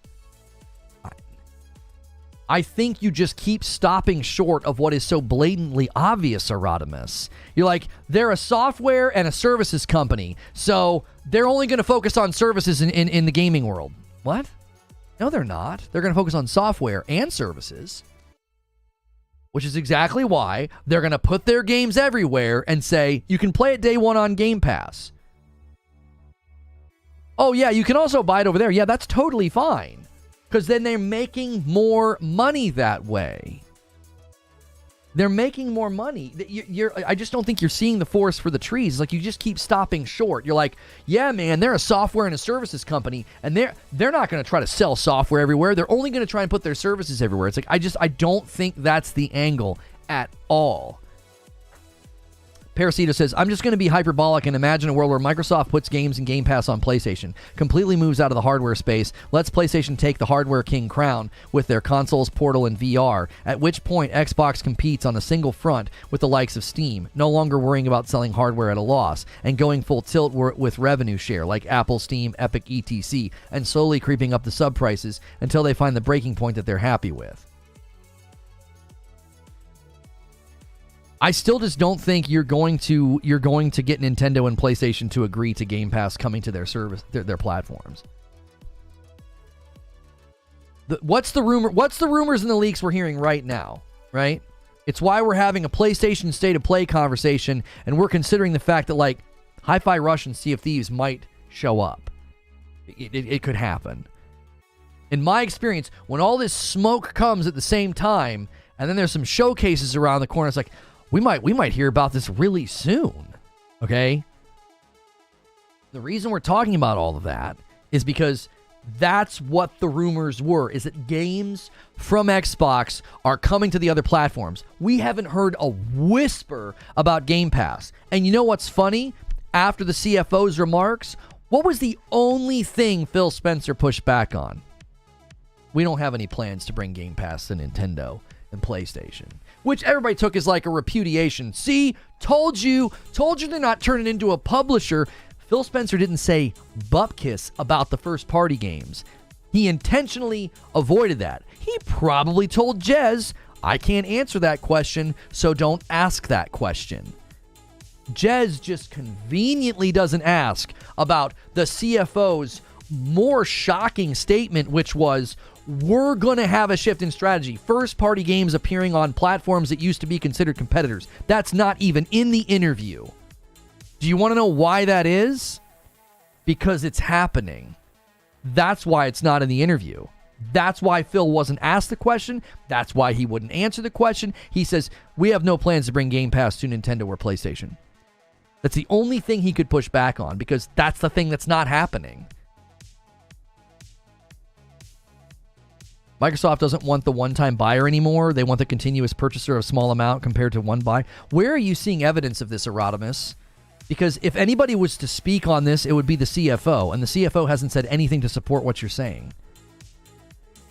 Where are you pulling this from?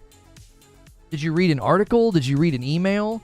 The CFO, the Chief Financial Officer, is the guy that we would go to on this matter, and he has said the exact opposite of what you have said. They're going to move into high-margin markets with their first-party property. That's not what you're saying. You're saying, nah, they don't want to do this single purchase stuff anymore. They want you on the service. Then why did Phil Spencer tell the Brazilian regulators that like Game Pass is only going to amount to about 15% of their annual revenue, if that's the strategy?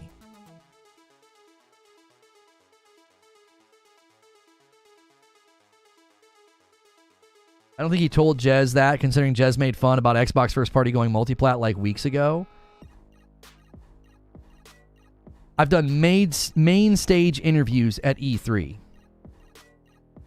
Okay? I've interviewed, the head honcho at at ID at Xbox. I've interviewed the guy from Call of Duty. I've interviewed big people in the industry, and you always do a pre-interview. And you are always told, don't ask about that.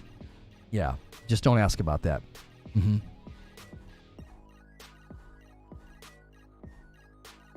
Guaranteed there was a pre-interview, and he was like, I can only speak to Game Pass. I can't speak to our strategies with first-party property. The CFO above or below Phil Spencer. Does it really matter? He was talking at a Wells Fargo summit. Does it really matter? Do you think he's going to go tell investors one thing and then Phil Spencer's going to come back around and be like, nah, we're not doing that? Get yourself in some pretty hot water. Investors are suddenly not confident in your company. Investors are suddenly like, well, the right hand doesn't know what the left hand's doing. The CFO said exactly the same thing Phil Spencer said weeks before that to Famitsu. They're both saying the same thing. I don't get... I feel like we've gone through this, and this is sort of the death rattle. It's like we went through this last year. The reluctance to admit things. It's like, just admit it. This is happening. Think about what happened when the CFO made his remarks. What happened? No, it's copium. This is just PlayStation copium. They're not coming. 2 weeks later. Well, it looks like they're coming. And this death rattle of like, well, it's going to be a Trojan horse. How? They're only going to do it if Game Pass comes over there. Are you sure about that? Because you've got about, I don't know, a month to maybe 4 months to be potentially right. I don't think that's happening. I don't. It's going to be crystal clear if Hi-Fi Rush or Sea of Thieves is in a PlayStation State of Play or a PlayStation Showcase. If that happens and there's no mention of Game Pass, you're going to have to concede and be like, yeah, I guess they're doing it. I guess Game Pass doesn't need to come over. You see what I'm saying? Like, I think it's just easier just to admit, yeah, this is probably happening. Even the Xbox content creators are like, yep, this is happening. You got to figure out, like, how you're going to talk about it, live with it, think about it, right? This is reality. This is happening. This is coming. If it doesn't happen, I'll be shocked because too many people have said it's coming. Even people that were, like, really against it are like, no, I've heard that it's happening. I have sources that are telling me it's happening. You know, in a matter, I mean, I'm telling you, in a matter of weeks, in a matter of hours, that's all it takes every time. It's just like, just accept it. It's not the end of the world. And I certainly don't think, we covered this recently. Let's say PlayStation walks out for this State of Play. They walk out for this State of Play and they throw out Hi-Fi Rush. They throw out Sea of Thieves, okay? Does that hurt you in any way? What's that do? I think it feels like a betrayal. I think it feels like a betrayal to some people. I'll admit that. I think some of the frustration and anger, it's like, now you understand why I was so frustrated in 2021 and in 2022. I was slow to come around to the idea that, like, Xbox is going in a direction I don't want them to go. I don't like what they're doing. And I feel like people are just, like, white-knuckled, like, refusing to let go and just be like, I don't like this. I am not happy with what Xbox is doing. Just say it. It feels good. It feels good to just be honest. It's so liberating. It's like having an anvil on your chest. Just like, I can't breathe. Just take a deep breath and say, I don't like this. I wish they weren't doing this. There's nothing wrong with saying that. There's not, like, going to be some, like, Xbox Gestapo who's going to, like, come to your house and be like, how dare you say that? Like, it's fine. You'll be fine. If anything, Xbox making more money in a buy-to-play market can create a cycle of reinvestment. So some of your favorite developers and some of your favorite pieces of property and some of your favorite games might actually start to, I don't know, get more money, get larger teams. Imagine Hi-Fi Rush lands on the Nintendo Switch 2, and it crushes, and people love it, and it sells like crazy. That's fantastic. Tango gets a bunch of money. They grow the team. They make a sequel. Do you not feel hurt if you're betrayed? Again, I understand. Yeah, I've seen that screenshot before, Paul. I have. Where Phil asks the guy, like, you canceled your pre-order because somebody can now play the game on PC. I empathize with the feeling of betrayal, Iron Lord, because I went through a similar... It's not quite the same. It's not quite the same. Because I didn't spend the last 2 to 3 years defending Xbox no matter what. Some of these people did. Okay? And that's why I think they're so reluctant to just admit that, like, I don't like this. This is terrible. Some of them are. Some of them are mad. They're like, this is ridiculous. Like, this was supposed to be our time. This was supposed to be our generation. Do you hear the language? It's like this. It's real personal. And so, like, I can empathize with the frustration because I went through it. It's like I woke up one day and I was like, what is Xbox doing? Like, where are the games? Why does my Series X have nothing? Nothing to show for it. Like, what's going on? Like, I know exactly what it feels like to be like, I was really dedicated to this platform. I really like this platform. And I'm turned around and it's like, what's happening? This isn't the Xbox that brought me back to console gaming with the 360 and Gears of War and Call of Duty World at War. This is not the game where the console where I have most of my games. Like, I empathize with them being upset. I'm just kind of saying, look, man, it's just easier just to let go. Xbox is finished. I don't think Xbox is finished. I don't think so. I think Xbox is on its way to making a ton of money as a publisher / platform. They're no longer like a platform / publisher. The roles are reversing. The publisher side of them is walking in the room and is like, look at me. I'm the captain now. The platform's taking a back seat. They said that in that one slide.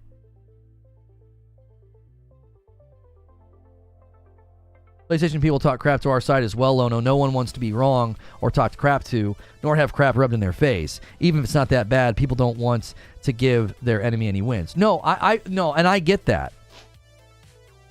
I get that. That's part of it, Solemn. That certainly is part of it, is you've spent weeks and months and the better part of the last 2 years, you know, duking it out on Twitter and in YouTube chats, and you're like, dude, our team's gonna lose. Right? It's like a baseball game where you're like, just you wait. Just you wait. Our big batters haven't batted yet. We're going to put points on the board. And then all of a sudden you start seeing members of your team go and start playing for the other team. And you're like, what's happening? Like, I know, I get it. I get it. People got really invested in this. I still remember being shocked at being called a pony. I was like, what is happening? Why am I being called this? I'd never been called that before, ever. Ever. People just got too into it. They got too personally invested in this, you know? It's like, PlayStation's got a state of play right around the corner. And what's the big question? They might show an Xbox game. They might show an Xbox first-party game. Like, no one's doubting. Think about it. This is where my mind went. I was like, okay, we know Rise of the Ronin's coming. We'll see gameplay of that. We know Helldivers 2 is coming. We'll see gameplay of that. We know Final Fantasy VII Rebirth is coming. We'll see gameplay of that. Maybe some Stellar Blade. They like showing off Stellar Blade. We all know why. But my mind immediately went to, I wonder if all this smoke and all these leaks about a first-party Xbox game coming to PlayStation, I wonder if it's going to be at the PlayStation State of Play. I wonder if it's going to be at the PlayStation Showcase. That's immediately where my mind went, because like all these other things we know are happening. It's like, okay, yeah, sure. And I said in my show open, they better have gameplay uncut of Rise of the Ronin, because if that game's coming out this year, yo, bro, where's the gameplay? I said the same thing about Avowed.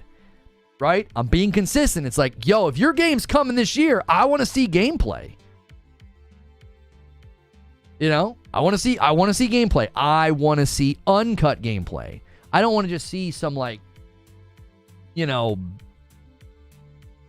chopped up, cut up, highly edited gameplay. I want gameplay. I want gameplay of Rise of the Ronin uncut. I think we've seen enough uncut of Helldivers 2. I'm not super in the dark about that one. I also think, hey man, all you showed us was a cinematic of Concord. If Concord's coming this year, according to PlayStation's blog it is, then I think it's time to show it. Show the game. What are you doing if it's coming this year? That's kind of where my demands end. People are like, well, I want to see Ghost of Tsushima 2, and I want to see first-party studios. Listen, you PlayStation guys have got to admit something. You've got to admit something. You won. And that means the rules change. You just have to admit that. PlayStation won. So they have no pressure to be like, well, we better have this steady flow of first party. We better put out a first party roadmap. Nope. They feel zero pressure to do that. Do you know what they need to do? Not draw any attention to the fact that there are first party, second party, and third party games. They're not going to draw any attention to that. So every single time you come to a state of play or a PlayStation showcase, you better be prepared to be disappointed if you think you're going to get some big first-party showing, some big first-party roadmap. You're not going to get it. They don't need to do that. Do you know what they need? They need the, 40 to 50 million PlayStation 5 owners to be like, yo, I can't wait to play that game, but it's not first-party. John Q. Public doesn't even know what you're saying. They have no idea what you're saying. First party? What? Who's partying? I'm buying a video game. And listen, I'm right there with you. I'm disappointed because it's like, dude, I would love a roadmap. I would love for Ben's studio to come up for air and actually say something or show something. Or Sucker Punch to announce or show or talk about Ghost of Tsushima 2. But I'm telling you, you're not getting it. They're not going to give that to us. Absolutely not. Their strategy now is completely different than when the generation started. When the generation started, what'd they do? They showed like 26 games. They really put emphasis on games that were first party. They put a lot of emphasis on Spider-Man.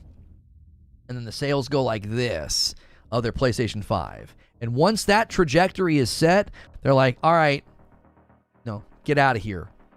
Get back behind the curtain. We're going to internally delay a bunch of games. Yeah, we don't need them. No. Yeah, we're going to post revenue and profit gains for the year. Shareholders are happy. We can sandbag this crap for next year. Right? We can sandbag this stuff for next year.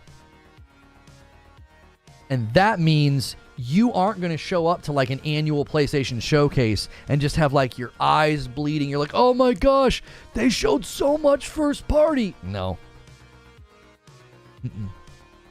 Their strategy is now putting games on PC. Yeah, and that's posting more profit for them, but that's not like their front burner strategy. Their front burner strategy is still the virtuous cycle. Is sell games, reinvest. Sell games, reinvest. Look at how much money they said they were putting into R&D alone. Like, so they're like, oh, their strategy is putting games on PC. That's so unidimensional and not representative of everything that they're doing. They've invested more money in gaming than they've ever put into gaming.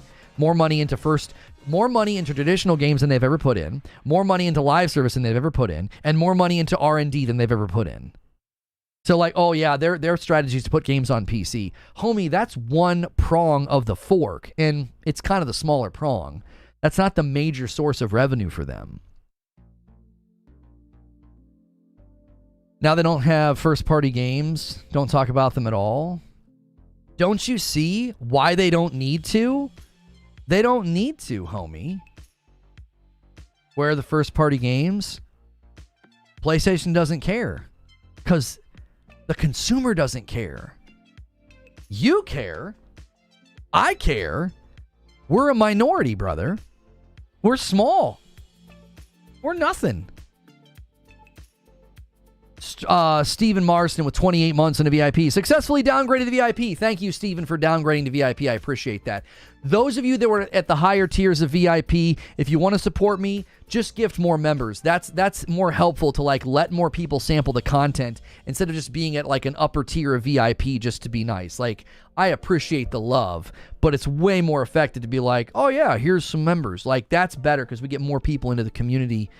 So that's why we're stripping things down to the $5 tier is gifted. If you're at that tier, you need to bump up to the $6 member tier. And then we have VIP. That's it, just those three.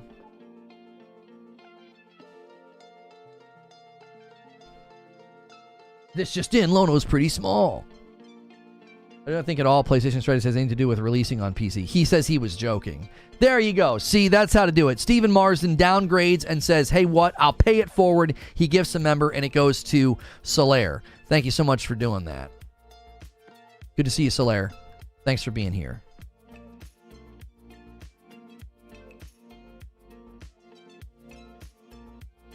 PlayStation slate looks good to me. Yeah, because if you want to get down to the jot and the tittle on the paper and you're like, well, Rise of the Ronin is not first party and Final Fantasy VII Rebirth is not first party, nobody gives a frick. Nobody cares. You care because you're trying to carve notches on the wall. Nobody cares about that. I know it's like disillusioning to be like, well, this thing that we've been really passionately fighting about, nobody cares, dude. No one's going to be like, well, Rise of the Ronin is actually not first party. It's published by PlayStation. They're actually not owned by PlayStation. And you know what every consumer thinks that looks at that game? You know what they say? I don't know what you're talking about. I'm going to buy a cool samurai game to play with my friends. Final Fantasy VII Rebirth. Oh, the horror. It's not first party. Who cares? It's Final Fantasy. Like, fans of Final Fantasy aren't going to be like, well, it's not first party, so I'm not going to buy it. Like, what's it going to do? It's not going to affect anything.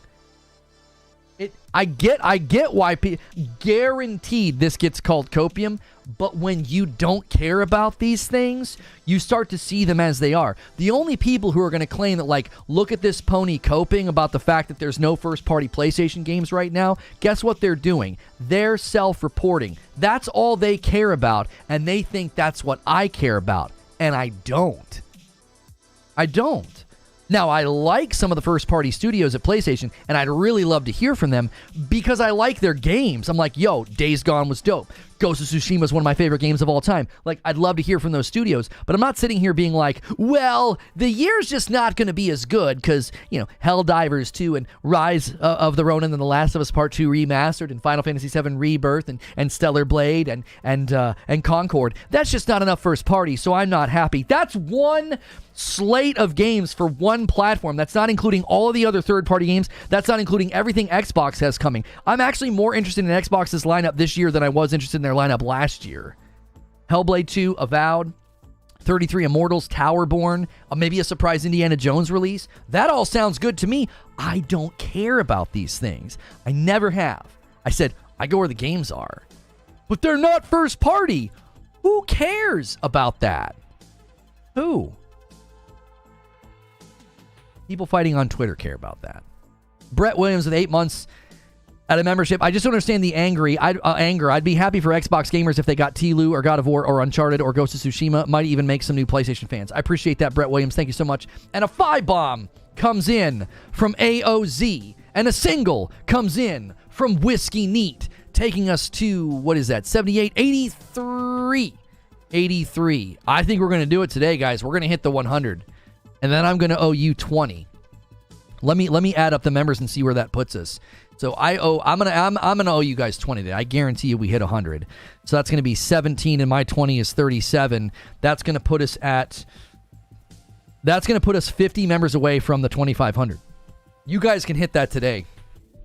You guys can hit 2,500 today and lock in the extra community game night. It's always good to lock it in on a day where we have momentum because we always lose a little bit overnight. So thank you guys so much for doing that. Yo, what's good, Marcus? Good to see you, brother. Hopefully the weather's letting you drive and get work. Yes, Creature, if you're a person who believes in second party, what did Creature say? Flight Sim is second party, is it not? Yo, Patrick Q with a gifted member. Thank you so much. Yeah, like, I don't get the point. Like, what's it matter? Like, if you're going to celebrate Flight Sim, I mean, that's second party. The second party is great. Like, second party relationships are awesome. I just don't care, dude. Rise of the Ronin is similar to Wolong and how that can trend and sell on PlayStation, and you'll get an idea to the general public's feel of the game. Right, but it's not about... I'm not concerned about that. Like, Team Ninja's games are definitely ones that... Like, I myself am kind of stigmatized against their games. I feel like they're just too fast for my taste. You know? Sekiro's about as fast as I can take it. But you go beyond that, and I'm like, I don't know what happened. When I played the Wolong demo, dude, I'm too old. I'm too old, and I'm too slow. I was like, I can't tell why one time I parried and another time I'm dead. I can't tell the difference. There's milliseconds of difference here. We're going to be playing Prince of Persia today, and in about 15 minutes, I can talk to you about it. And I'm going to talk about parrying windows, okay? Because you guys know me, I love parrying, and those games just aren't my thing. So you're certainly right. I'm not saying that, like, Rise of the Ronin is going to be some huge smash hit for PlayStation. What I'm saying is there's a very clear and, I think, strong slate of games for PlayStation. I don't care if, let's say, that 50 amazing games come out this year, and I can't even get to them all. Like, I think it was The Gamer who wrote an article that, like, said too many games are coming out. That's true. I didn't even get to play them all last year. I completed, I don't know, 6 or 7, maybe. I'm too busy. I've got 2 kids. I've got a wife. I got this that I do every day, and then I'm planning a show. I don't have time. I don't have time. I just started playing Death's Door because I always wanted to go back to that title, a beautiful little indie title, and guess what? I got early access to a game that we're playing today, and I had to play that instead. There's too many games coming out. So let's just say that 50, and I'm 50, let's say 50 really good games come out this year, and only 2 of them are PlayStation first party. I don't care. I don't. And I think you'd feel a whole lot better if you didn't care either. I don't care if 50 good games come out, so many that I just keep adding to the backlog and I just can't get to them. Like, this is unbelievable. Like, right now, my wife and I are going through this with TV shows. We have, I think, a single episode left of The Crown. No spoilers, just kidding. We know what happens, right? Because it's based on real life events. But we have 1 episode left in The Crown. And then we're going to watch Echoes. And then we're going to watch the new season of True Detective because I love True Detective and I think Jodie Foster's phenomenal. I've like crushed on her my whole life.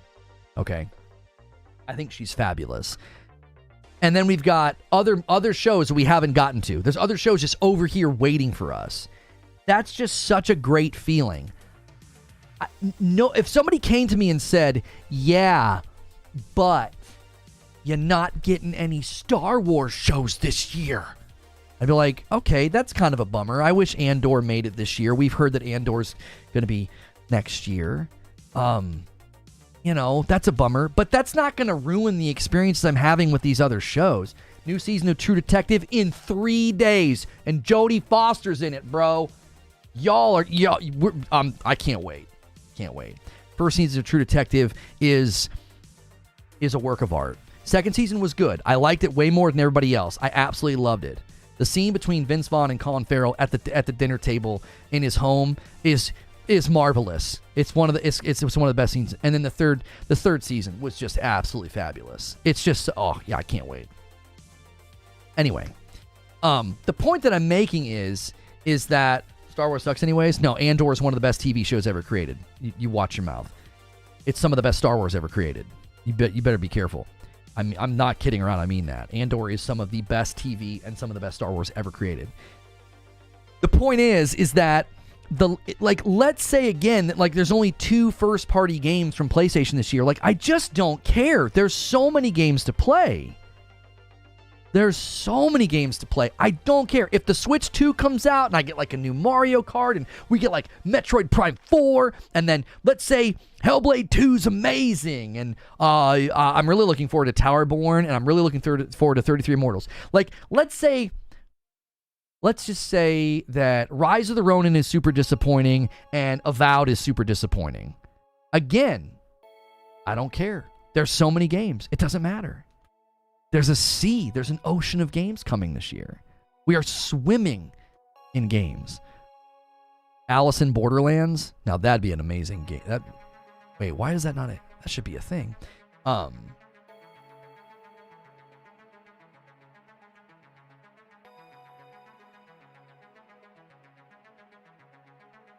What's he saying?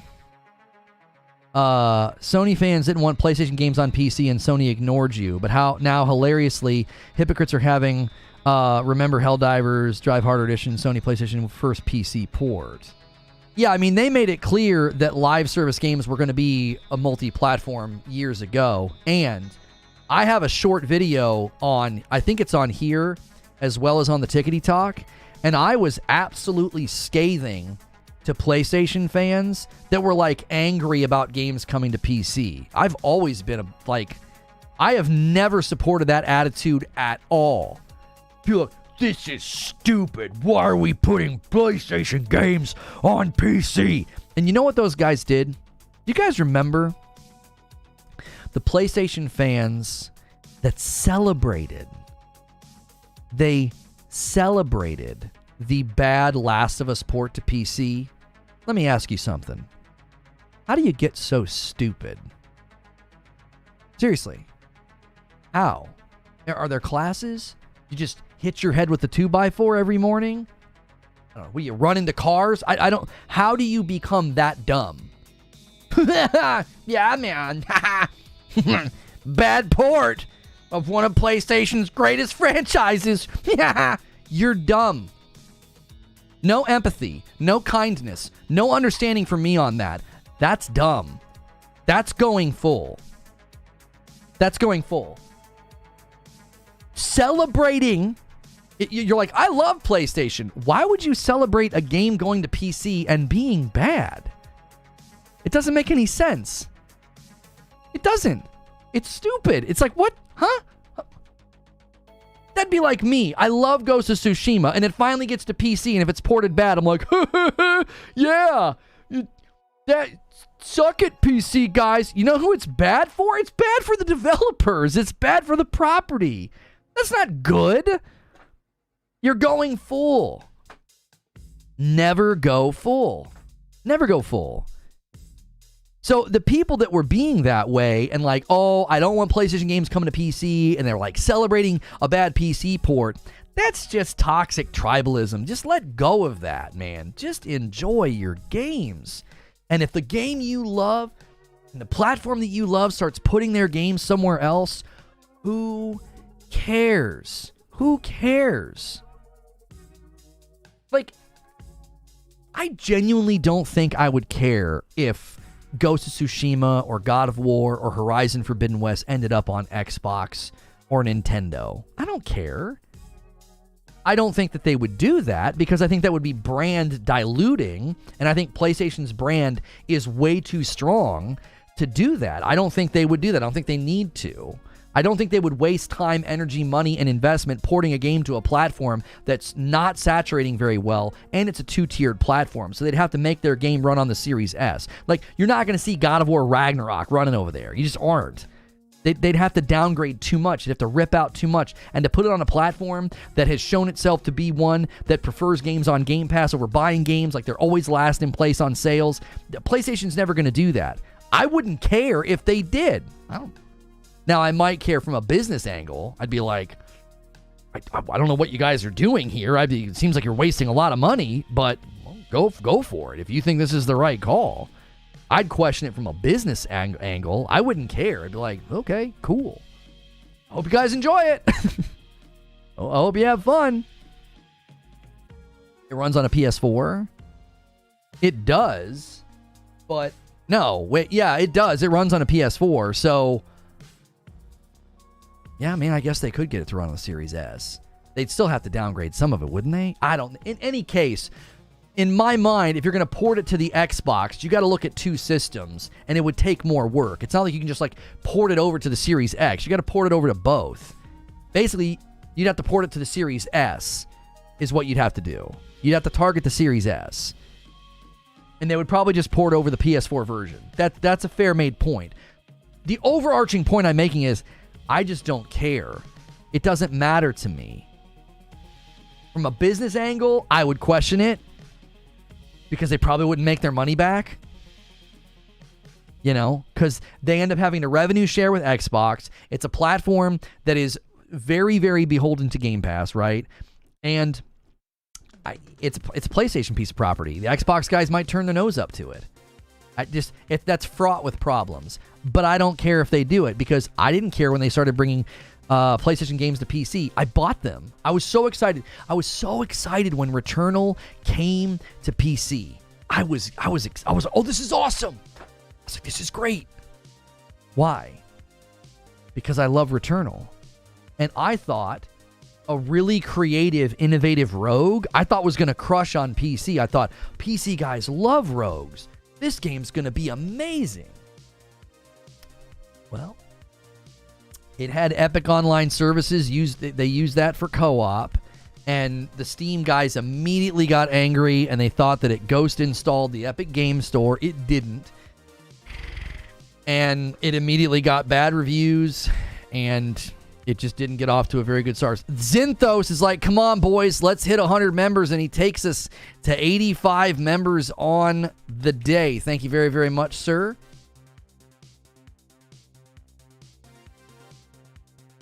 And it goes to feed. Zinthos got feed. Nice job. Returnal so underappreciated. Yeah, it got a great port review. It got a great port review from I'm blanking. Digital Foundry. Like it's just a shame.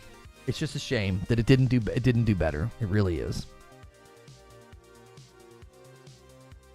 Yeah, I agree with you, Shooter Forever. They didn't really market it, and that kind of irritated me. It did. It kind of irritated me. It's like, why aren't you guys marketing? What's going on here? You know, if they bring Ghost of Tsushima to PC and they do the same thing, like they barely talk about it and it doesn't do very well, doesn't sell very well, like that's going to be a bummer. It's going to be like, come on, man. You know? The PlayStation to PC thing has just been super weird because, yeah, they don't focus on it. And a 5-bomb from Siege Master sets up an easy 10 to bring it to 100. Thank you so much, Siege Master. I'm going to owe you guys 20 members. We're going to be super close to that 2,500 goal. I'll give you guys the total count when I do that. Now, in about 3 minutes, I'm gonna set it up now. In about 3 minutes, we are gonna go and I'm going to show you guys some Prince of Persia. We got a code, and I have to make sure and say thank you for the code. I got to make sure and say that in the show open, and I got to make sure and say that in the description as well. Pretty pumped about this one. And I was looking forward to it for a very long time, and I can't tell you about the gameplay for another 3 minutes. I can only tell you that I have played it for a little bit, a couple of hours or so, because I wanted to kind of get established in the game so I could kind of walk through some of the mechanics with you. But it is a game, and this is based off of their own stuff.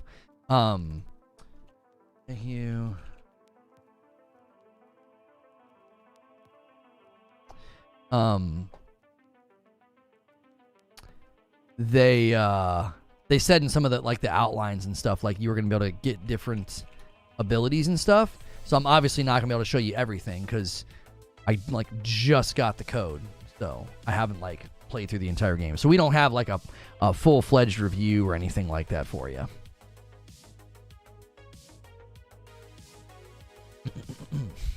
We'll put it in gaming news for now. Customization. Guys, do me a favor. We haven't said this much today, but you got to smash that like button, man. It really, really helps us out. It's super, super helpful. when you smash that like button. And I haven't really focused on it, but we had such a great turnout today. Thank you so much for everybody tuning in. We should really set our sights on 400 likes, man. We had a lot of people here, and that's really, really helpful to the video. It's also helpful if you feel like I didn't get to your comment, or you've had some things you've wanted to say that just didn't kind of get through. We didn't get a chance to do members-only Q&A today. We were like too deep in the trenches having such a great conversation. But you guys can always loop back. You can always loop back on a VOD and leave a comment, and I try to read and respond to as many of those as I can. Even PlayStation's own old CEO said it wasn't sustainable, the route they are going, the way it was making games. Right, but that's true for everybody. Like, if you think that mushrooming AAA budgets is a problem to the buy-to-play market, what do you think it means for a market where the games that you're building and paying for are going on a subservice? Like, do you know what I'm saying? Like, come on now.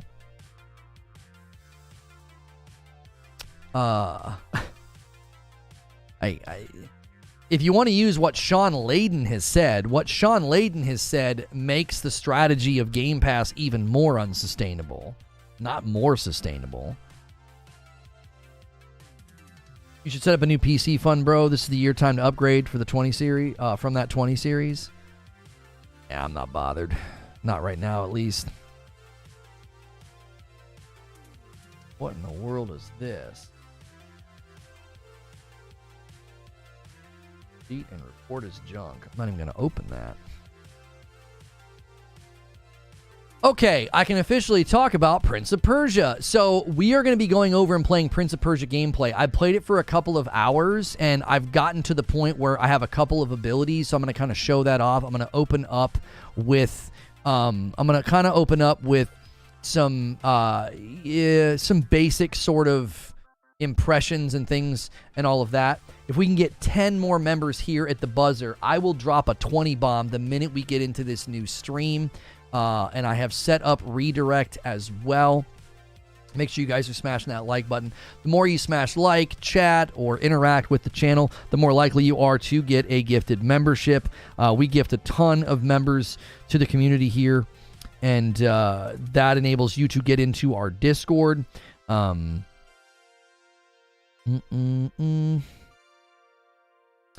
our Discord's got a great community in there and a great place to hang out, and you also get into a community game night.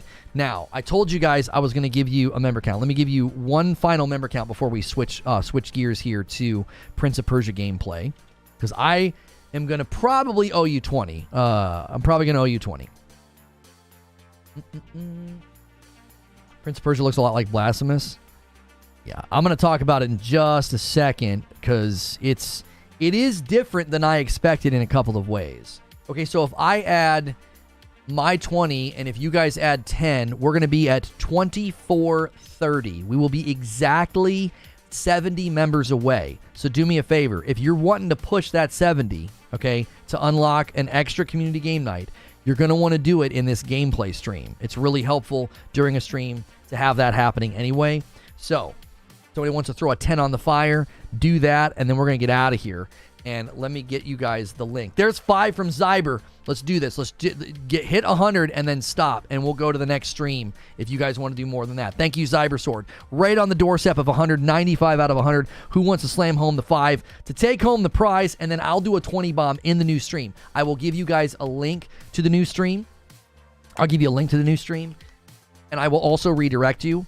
I will also have it featured on the channel. So if you don't get the redirect or click on the link, you can always come back to the channel and refresh, and it'll be the featured video on the channel.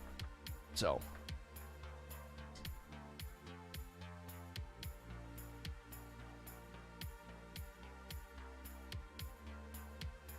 okay, let me give you guys a link, and let me make sure sound's coming through. There we go. Let me turn off my music. There we go. Okay, good amount of game sound coming through. Let's see. Okay. All right.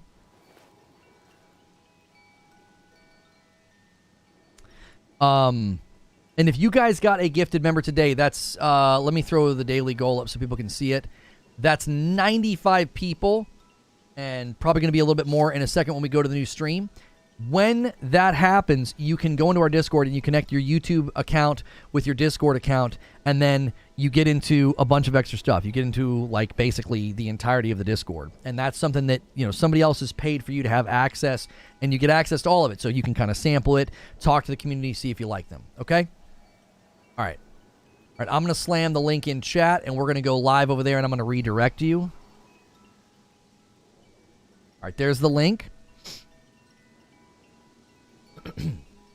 We didn't get a 5-bomb buzzer beater. That's okay. You guys can do it in the next stream if you want. There it is. Super Gaming right on time, dude. A 5-bomb out of nowhere. There it is. I owe you guys now 20. We'll do that in the new stream. Perfect timing, Super Gaming.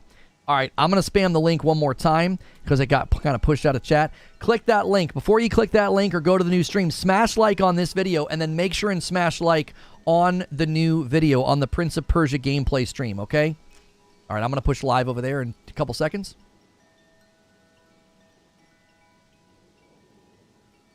Thanks so much for checking out this video of Prince of Persia, The Lost Crown gameplay. We are going to be diving into this today, and thank you to Ubisoft for sending me a code. They did send me a code. I have played for a couple of hours, and the embargo literally just lifted. So if you're watching the past broadcast, I'm going to open up with some first impressions and then show you some stuff in the game, some of the mechanics and how it works, and then I'm just going to pick up where I am in the story. You don't have to worry about major spoilers. There is a story in this game. I don't find the story to be a strong point. There is some interesting things happening with time and things like that, but I don't think you're going to have to worry about spoilers and like having the game ruined. Now, I'm going to end the previous stream was about the PlayStation State of Play. I'm going to bring everybody over with Redirect. Make sure as you guys come over, you smash that like button if you're watching.